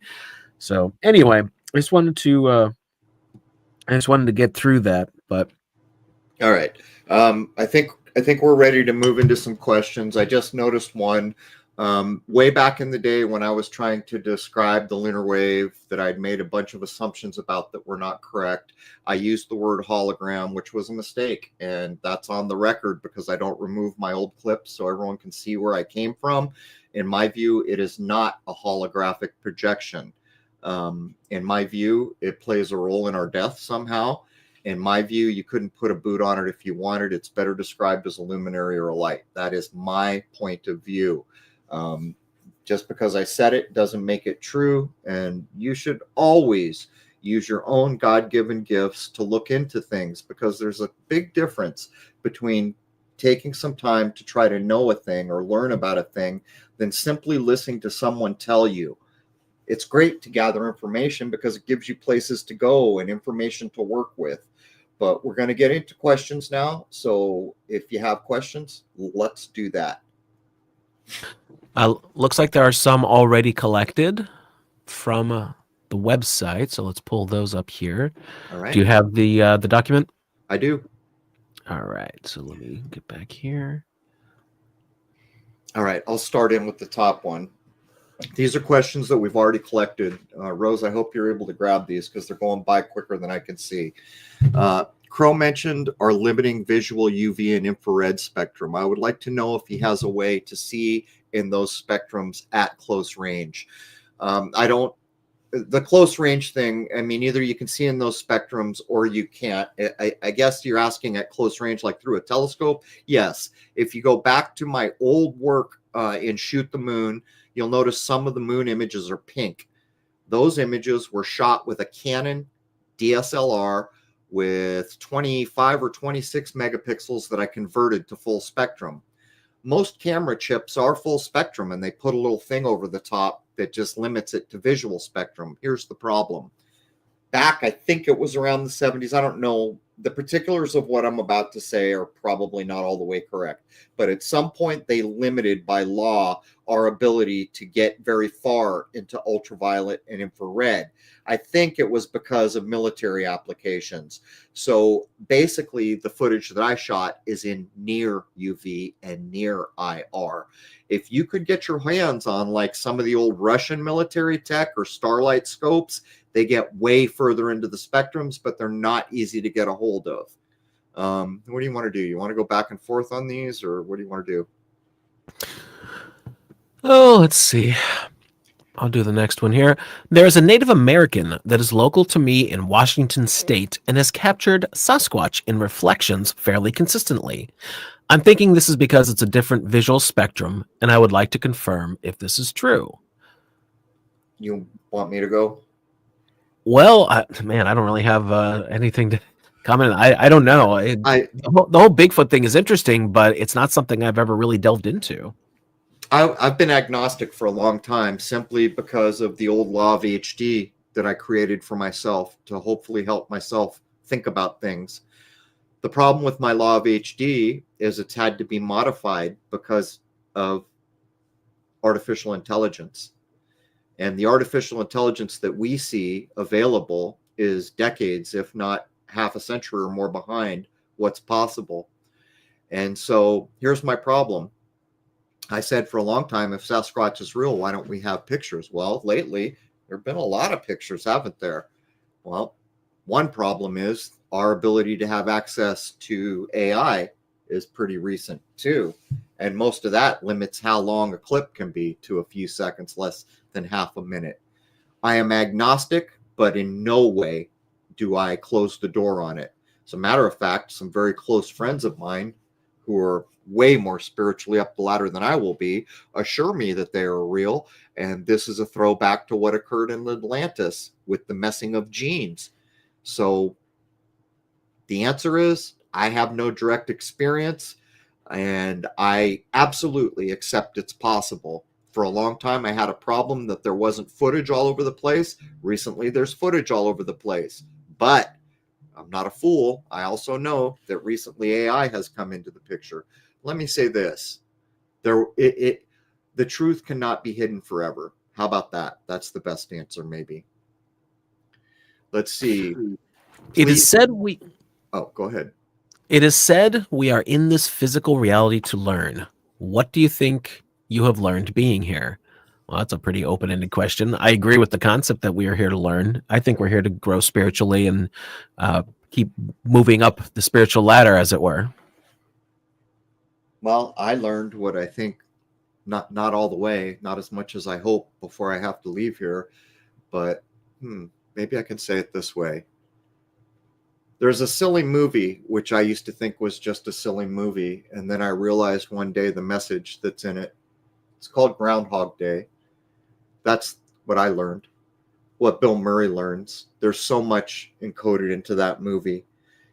He dies over and over and over. They just don't show it very much. He kills himself trying to get out. But guess what? He gets put right back until he learns to love his fellow man and woman, until he learns to be like a plant, to contribute, to have compassion, to add something of value, to quit judging. That movie encapsulates very well when you recognize finally what it's about. To me, that's what I needed to learn here, because when I was young, I was far from where I needed to be. And even now that I know, I'm still far from where I need to be. All right, let's see what else we got here. Does gender exist beyond the physical realm? That I would is very interesting to consider. Maybe not everywhere, but I've had people tell me who claim to know through higher spiritual abilities that at some levels above us, there's no free will. And when I was first told that, I thought, well, who wants to go there? But then I got some explanation where you don't need it, because you know the truth of nature, and all you want to be is within that truth. And when you want to be within that truth, there's no need to decide to do something other than what is true and correct. I would imagine there's probably gender in other realms, maybe not all of them. All right, so the next one we have is on the live stream from 11/23/24, which is the only other live stream we've done. Crow said, if we all stand up for what is true, correct, and right, and respect the truths provided to us in nature, then a higher power will be at our disposal. Can Crow speak more about this, particularly the higher power as it relates to truth in nature? I find Crow's statement here very comforting and life-affirming. You know, when you're playing a game or you're trying to master something in this world and you're doing it wrong, how nothing comes together? And then you figure out how to do it correctly and everything comes together. It's a bit like that. I have learned that nature will tell me the truth every time. I have learned that when I properly learn and act appropriately, that not only does it prove the truth, it helps me along. Not only does it help me along, it shows me what I need to see when I am ready and need to see it. It's no different than playing a game and cheating and doing everything wrong, and everything does not come together. And when you quit cheating and you learn how to properly do it and you gain the skills to properly do it, then everything comes together. It's like when some craftsman or craftswoman is a master. What's the difference between a master and just someone who's good at it? That's what I'm talking about. There's this indefinable something that kicks in. Like, think about those marble statues from forever ago where like there's a veil, like a Chantilly lace veil over a face of someone carved in marble. How is that possible? Well, that's what I'm talking about. It's possible because of that. Okay, next one is a telescope question.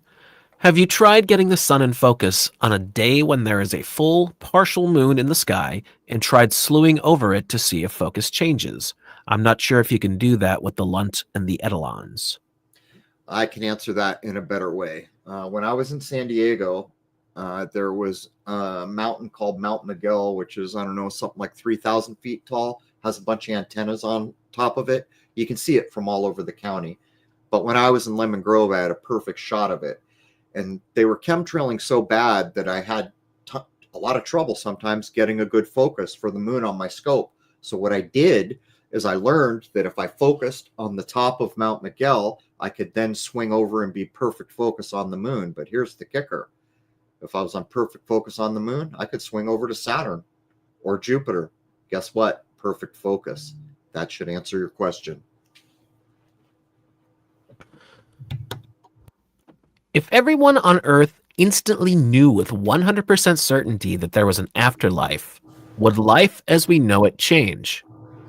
Well, I think a lot of people would, they'd really have a different perspective on things. A lot of fear would go away. And fear is one of the things just making a terrible time for us right now, because the people who want to control things know the power of fear. And here's the thing about fear. It doesn't exist. Fear doesn't exist until you create it. The book Dune did a very good job of framing what fear is. In the book Dune, they inform you fear is the mind killer. Now you know why the media and the powers that be use it, because they want to kill your mind and its ability to do successful things. Fear is one of the easiest things to use to control people. If it's true that the sun interfaces with another dimension like a converter, wouldn't that be supernatural, therefore impossible to comprehend or prove? I don't think so. I think maybe that's just an aspect of physics we don't understand. I mean, I get where you're coming from. Maybe for most of us it is impossible, but I would imagine that there are human beings that have reached a level that comprehend it fully.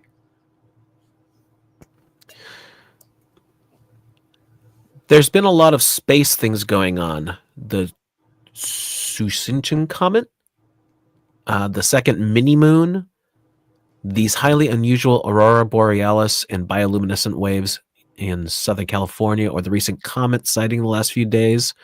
This is all, of course, being reported by the mainstream media. If any of those interest you, I'd love to hear your comments. The space agencies in this world are all in a club from my point of view. This is my personal point of view. The reason they exist is to control what you know and what you think about what's above your head, while you trust them to tell you honestly what's above your head. Here's the problem. Did we go to the moon? I imagine a lot of people out there are saying we sure did. That's your right. I'm also imagining a lot of other people have taken time to look in it and they realize, no, didn't happen. And the evidence is all over the place if you take the time. It just comes down to what you want to do and what you want to believe. Do you want to believe what you want to believe, or do you want to know the truth and are willing to throw aside things that you used to accept? This is the problem with belief. For some people, I'm one of them, once you believe in a thing, it's very hard to unbelieve it. That's why I went to work on myself, to try to get beyond that. Here's the thing. You say there's a comet, you're not going to get away with it for very long, because people can go out and see. There are tons of amateur astronomers, and I'm one of them. If there's a comet, they're going to have pictures of it. They're there. The problem is, what is a comet? Tycho Brahe, it is my opinion, came the closest to telling the truth about the so-called solar system. He also had things to say about comets, but I think most of it was maybe lost or scurried away. Right now, there is a site of a man named Simon Schack who put together an interactive model based on Tycho Brahe's work. I don't agree with some of the things Simon says, but I truly appreciate the work he's put in to putting Tycho Brahe's information out there. From my point of view, Tycho Brahe told us the truth. He also spent his life observing when he was an aristocrat, and it was beneath aristocrats to do such trudge work. But here's the thing. His whipping boy, Kepler, he put him to work on math problems, but that man ended up either stealing or acquiring all his work, and then Copernicus and Kepler gave us the nonsense that we have now. I have on my wall in my office a piece of artwork from 1651 made by a Jesuit priest. Maybe Rose can go find a link or the name of it. And what it does is it encodes the truth. There is the hand of God above a scale, and it shows Tycho Brahe's work on a scale with Kepler and Copernicus's work, and Brahe's work is heavier, showing us that it is the true work. Down at the bottom, under the feet of everyone, is Ptolemy's work, which is completely error-ridden. What I'm telling you is that we got the whipping boy Kepler and Copernicus, and they knew damn well that Brahe had come much closer, if not outright, pretty accurately defined things. I hope Rose will be able to find a link so people can see that image. Here's the thing. Back in that day, not everyone was as educated in the classics, and you have to comprehend the 100 or 1,000-eyed Argus, for one thing, to comprehend what the image is showing. So they encoded it so that the educated people knew what it meant and others did not. So we got 2 more super chats here. Let's say hello to our very good friend Derek Condit. Thanks so much for the super chat. Mystical Wares, that is his store. He is such an amazingly cool dude. He's got so much stuff there, not the least of which is an amazing crystal offerings. He's the best. Yeah, and he gets into so much stuff. He's got numerous services he offers. So go to mysticalwares.com. Tell him Crrow777 sent you. There it is. Go see Derek Condit. He's a man who knows how to treat his fellow man and woman. That's a fact. But here is the image up. It's called the New Almagest, or Almagest Nuovo. I think it's 1651. I'm reasonably certain it was a Jesuit priest who put it forward. There's the scale with the hand of God above it, showing you the truth. Tycho Brahe's work tips the scale. In other words, we live in a world where we deserve to know where we are, but we also live in a world where that's up to us to discover, because the people who were supposed to do it didn't tell us the truth. And James Frazier, thanks so much for the super chat. He's asking, will we have Eric Dollard back on again? We would love to. We went through a lot of stuff that Eric covers, so we don't want to just do a repeat. But yeah, we would love to have Eric back on. The man's an absolute treasure to this world. And yeah, I'd love to talk to him again. What about you? I need to gain at least 77 IQ points just to keep up. Definitely an interesting fellow. All right. Let's see where we're at here. Whitney Webb. I see multiple people asking if we can have Whitney Webb on. I am very, very fond of the work that she does. However, a lot of what she deals with is crypto, and that's just not something we really get into on our show. Now, if it was a talk on just economic stuff, maybe that would be okay. It's a spirit. Spiritually, I will never accept crypto. I've explained why, so we don't need to do that. Crow, what is the most important truth? For us here in this 3D material reality right now, the golden rule. Well, we have Jay Widener back on. I like Jay very much, and he covers a lot of interesting topics. I would have no problem having him on again if we had something we wanted to specifically discuss with him. I wouldn't mind having Jay on just to talk about the film he just did, because I think the tack he took was a good one. It was about mind control, which is clearly on the table in the movie Clockwork Orange. He pulls it over to Kubrick's other work, The Shining. The Shining is clearly an affront to the man who wrote it, Stephen King. It's even shown in the movie where he changes the car colors, and the car that's supposed to be there is later shown crushed under a semi-truck in an accident. Yep. Kind of like the middle finger. I took your story and I'm telling it the way I want to. But I think he did a bang-up job of showing the mind control elements that are probably going on. And with all this nastiness of this animalistic or even evil behavior that is coming to light that was going on in the music industry, it underscores what I have been trying to say. The entertainment that we all love and accepted was not there for us to love and accept. That was not the main reason for it, which is what we thought it was. It was social engineering. And when you put someone like Puff Pity in charge of the music, what do you think that music's going to be about? A man who acts like that, who does those supposed alleged things. I'm just here to tell you that this mind control thread, it's out there and it's horrendous. It's even hard to imagine that we live in a world where that kind of thing can go on. But I guess to cut to the chase, I would like to talk with Mr. Widener about his latest work. And he covers a lot of interesting stuff, not the least of which is he's actually done a lot of archaeological work, and he gets into a lot of cool stuff.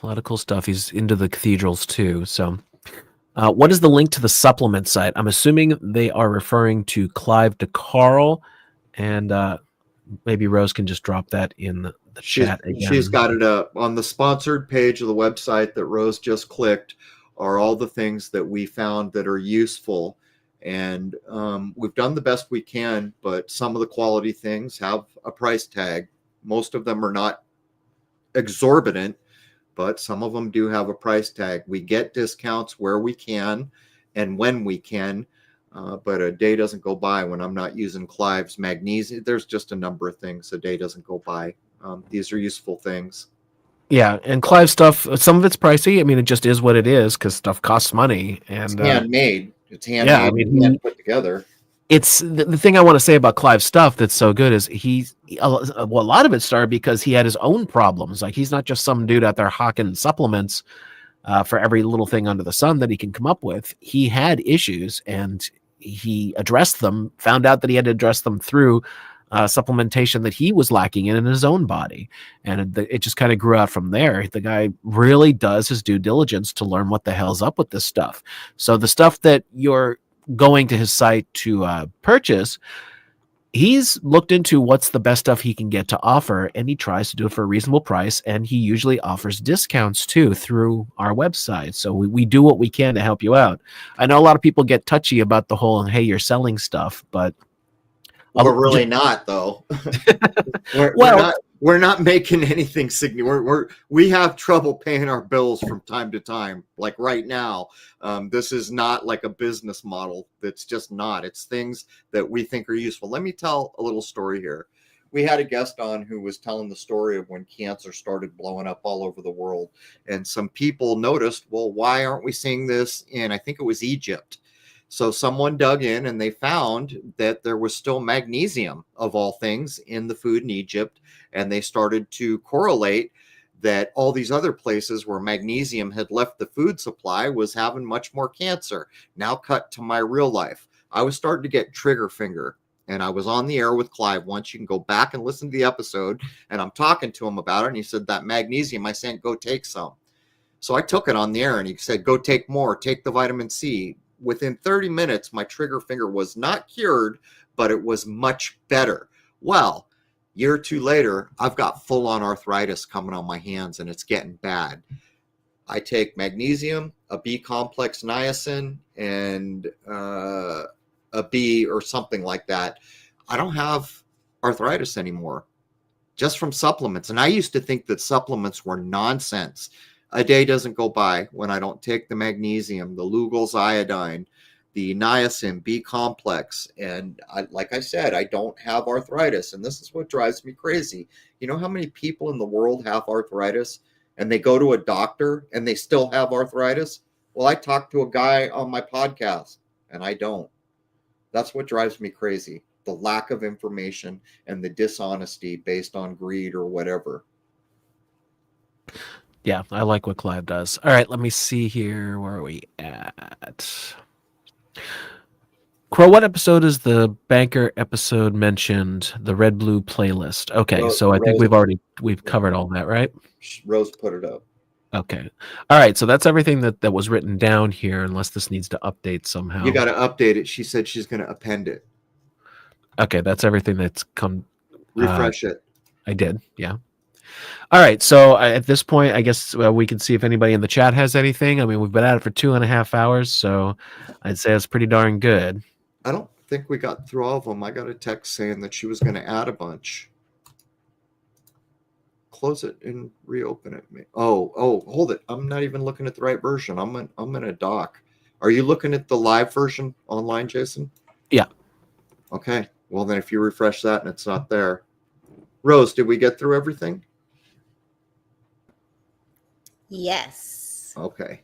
All right. Well, we could take a minute. The chat's going by fast. So if anybody has any specific questions you want us to cover here before we sign off, go ahead and put it up now. I'll try and keep an eye on them. Otherwise, I think we did pretty good today. This is a good live stream. All right. So I'll take the questions that'll come in right now. Jason, try to keep track of them. If anything has anything more, we'll try to take the time while we're here before we carry on. All right. Well, I don't know if there's a lag, but I don't see a bunch of questions. I'll take a look back through here. Yeah, that's what I'm doing too. Yeah. Oh, someone asked if avocado oil is a seed oil. No, avocado oil would not have been created. We actually just recorded an episode that hasn't come out yet where we actually discussed some of this stuff. Seed oils, as they're kind of used these days as cheap cooking oils, cheap frying oils, they were originally created as industrial lubricants. They wouldn't have done that with avocados because they're expensive. They've got actually like good things about them that you'd want to use. So no, I would not classify it as a seed oil, at least not in the same league as the other crap that they try and sell. No, I think when they're talking about the seed oils, it's mostly the mainstream ones that are like Rancid and all these other things. You can actually pretty readily look these up online. Like someone just put cumin seed oil. I don't think cumin seed oil. I think you're talking about the supermarket seed oils, a lot of them that are there. But it's not hard to do searches to get decent information because there's a lot of people out there concerned with health, and why wouldn't there be under the current conditions? We have. Did we already release the food chemical episode, Jason? No. So there's a food chemical episode this Wednesday. There's a wing bang of an episode on the WEF. And there's going to be one on the sun and masonry coming. There's going to be a number of pretty good hard-hitting ones. And actually, I haven't even told you yet, Jason, but I'm starting to write one that's going to go around some of the major topics, like when the country was taken over, the banking, and all those things. So I'll probably be doing that. Jenna is asking, what's the double R? When I set up my YouTube channel, I was with my wife and I was just going to make it Crow, but there were already others. So we wanted to differentiate. And my wife suggested this because my given slave name, my birth name that was corporatized and turned into a trust, the initials make up what you read. But the thing is that my first, middle, and last name sum to 7 in basic numerology. So that's how the name came to be. It has nothing to do with Crowley. And on the record, I do not respect Crowley. Crowley is the antithesis of what I think this world is about. He was selfish and did terrible things. And he is one of the icons of this era because all the people in charge are about me, me, me, me, me. And that's what he was about. Do what thou will, and let that be the whole of the law. No one tell me what to do. I'll do whatever I want, and to hell with you. Okay, we have here. Oh, where did it go? Everything goes so fast here. Looks like they are going for it in 2025. Any thoughts on what they are going to do? Well, what I can tell you is they're not going to stop until they have to. This opposition takes the biggest bets you've ever seen, like 9/11, and they get away with it most of the time. And sometimes they don't, but then they just regroup and they come back at it again, and they keep doing it till they get their way. They own just about everything that makes up modern life. And unfortunately, there's a sad truth that I'm about to tell you. If you go for a life of convenience, then you are going to have zero security, and everything you do is going to feed the opposition. And it's been designed that way. People go crazy because of how I feel about technology and crypto and my cell phone. They get upset with me because I won't use them as most people do. The truth is, if you want to be convenient and convenience-based life and use GPS in your car and all these things, then you're going to be controlled, and you're going to feed the beast with all the data you generate while you're doing it. God forbid we ever go to digital currency, because on the day that that happens, we will have lost more freedom than any other time I'm aware of in human history. Everything will be tracked and controlled, every purchase everywhere, and there will be a record of it. And the AI we see is a small fraction of what's possible with the AI that exists in this world. So, it's hard for me to explain to people that you don't need GPS. But I know that's true because I was live in the 70s and 80s. We didn't have it. We got where we were going. I don't use it now. My car doesn't have GPS. My phone is never plugged in for maps and GPS. I do it old school. I don't use my phone to search the web. I do not have apps on my web. I send a few texts to a few people, and I make a few phone calls to a few people. That is it. That's where we're at. And the entirety of this digital world was put together for one reason, for the bid for world control that's now going on. So the next episode is going to be coming out where we break down stuff from the WEF and some of the main players there involved with it.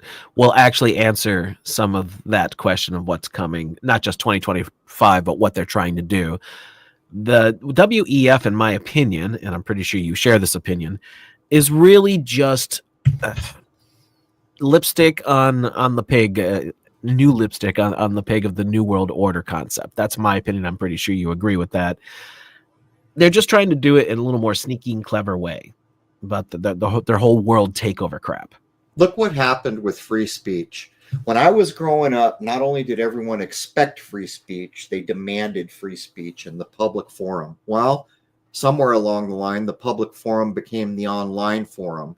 Somewhere along the line, corporations took control of that. So everyone said, but we've got free speech and I've got the rules and the laws to prove it. And they went back and looked, and every one of them said your government cannot infringe. These are corporations.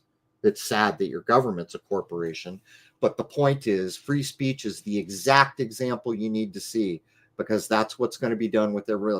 What does some foreign corporation in Switzerland have the right to make any rule about how I live my life? And this is how it's going. The same way corporations have decimated free speech in the new public forum online is exactly what they're going to do with every other law in this world if they can, if they are allowed to get away with it. And by the way, I've been told by people in the know that they're going to put Noahide law in place to subvert every country's so-called legal meshwork, standing, whatever, foundations. We'll see. But if everyone in this world began to employ the golden rule and truly decided to accept what they think is true, correct, and right, we'd be living in a much different place. It is my estimation that 100 years from now, the human consciousness will be that much further down the line, and we will be headed for a world that is almost magical and beautiful beyond what we comprehend now. But guess what? We got some very dark things to deal with before we get there. And they are not nice, and they are seemingly don't even act like they're human sometimes. All right, I saw someone mention something about coconut oil and why you had been giving it to your mom and all that. Coconut oil has what's called healthy fats. Avocado is another good example of this. It's good for your brain. Your brain needs that stuff. That's My dog really gets it. Yeah, that's really what it comes down to. Yeah, I make fresh food for my dog. He's a Shiba Inu every night. As a matter of fact, he's in the front of the solar videos watching a solar flare. And every 2 or 3 nights, I take a spoon of solidified room temperature coconut oil, pure, cold pressed, organic, and I put a little bit off to the side of his food so he can eat it if he wants and won't if he doesn't. Some nights, not very often, he doesn't eat it, but most nights he goes to it first. And my dog is an Olympian. You can ask people who have seen him. He's gorgeously healthy and beautiful and smart beyond imagination for a dog. And it all comes down to we are what we eat. So I think we got through most of everything. Do you see anything else, Jason? No, I think we're good. The next couple episodes coming out are they're bangers, man. It's all stuff that I heavily researched, and Crow and I definitely just debate them in the best of our ability. So check those out. I think we're good though. I think we covered a lot of stuff today. This was one heck of a live stream. All right, Rose is going to roll us out with a little bit more solar animation, but just let me say, the solar images, if you get them and print them and hang them, please send me some pics with permission to put them in the gallery. I won't use them unless you email them to me. I won't lift them from anywhere else. If you email them to me and say that we can post it, I'm putting together a gallery. I may even use them as examples for people looking at the images, but I'd like to do that. The sun is very important, and we don't recognize how important it is. It is so important that it was encoded into our religious traditions, all of them, everywhere. It is a big, big deal. And right now, it is in lockstep with everything that is happening from the age change to the consciousness shift. And if that other object that I discovered all those years ago, that the SLU Observatory admitted is the binary of our sun, these are exciting times to be alive. But anyhow, I'm going to wish you all a happy, healthy, and higher-minded new era. And Rose is going to play us out with a little bit more solar animation. And we'll run it through once. This is a double looping prom. You can see the total magnetic curvature of everything going on. And that brown snaking thing over the surface is actually called a filament, but that is part of the prominence in a view that doesn't allow you to see it like flames. And as we run this out, I'm going to zoom in on a couple points so that you can see this conscious luminary doing what it does. Alright, let's take a couple views and see what we can see here. I've zoomed a little on the prom so you can get a good look at them. And the seeing is always going to be the defining characteristic of a big scope like I have. If the seeing is not good, the size of the scope amplifies that. Right now, I get beautiful windows of excellent seeing for the first 2-3 hours. The problem is it's very difficult to refocus in the middle of that, but I have a plan to deal with that. Now here you're looking at the filament, and you can actually tell that it's part of that prominence that you're looking at, or connected to it anyway. And in a minute I'll shift over. If I had widened the field of view, there was a whole other set of prominences going on the side. But when I shift the view here, you'll be able to see the solar rain and a few other things. And one of the things I'm going to do here is speed up the clip significantly. There's the edge of what was going on off frame. That thing was looping back into another prominence on the other side. I just didn't want to get too greedy with my field of view.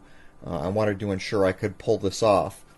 Also, the surface detail, you can tell that needs work. That should be a lot more defined and clear than it is. But here when I speed it up, I'll speed it up to about 250 or 250%, and then I'll jack it up to 1,000%.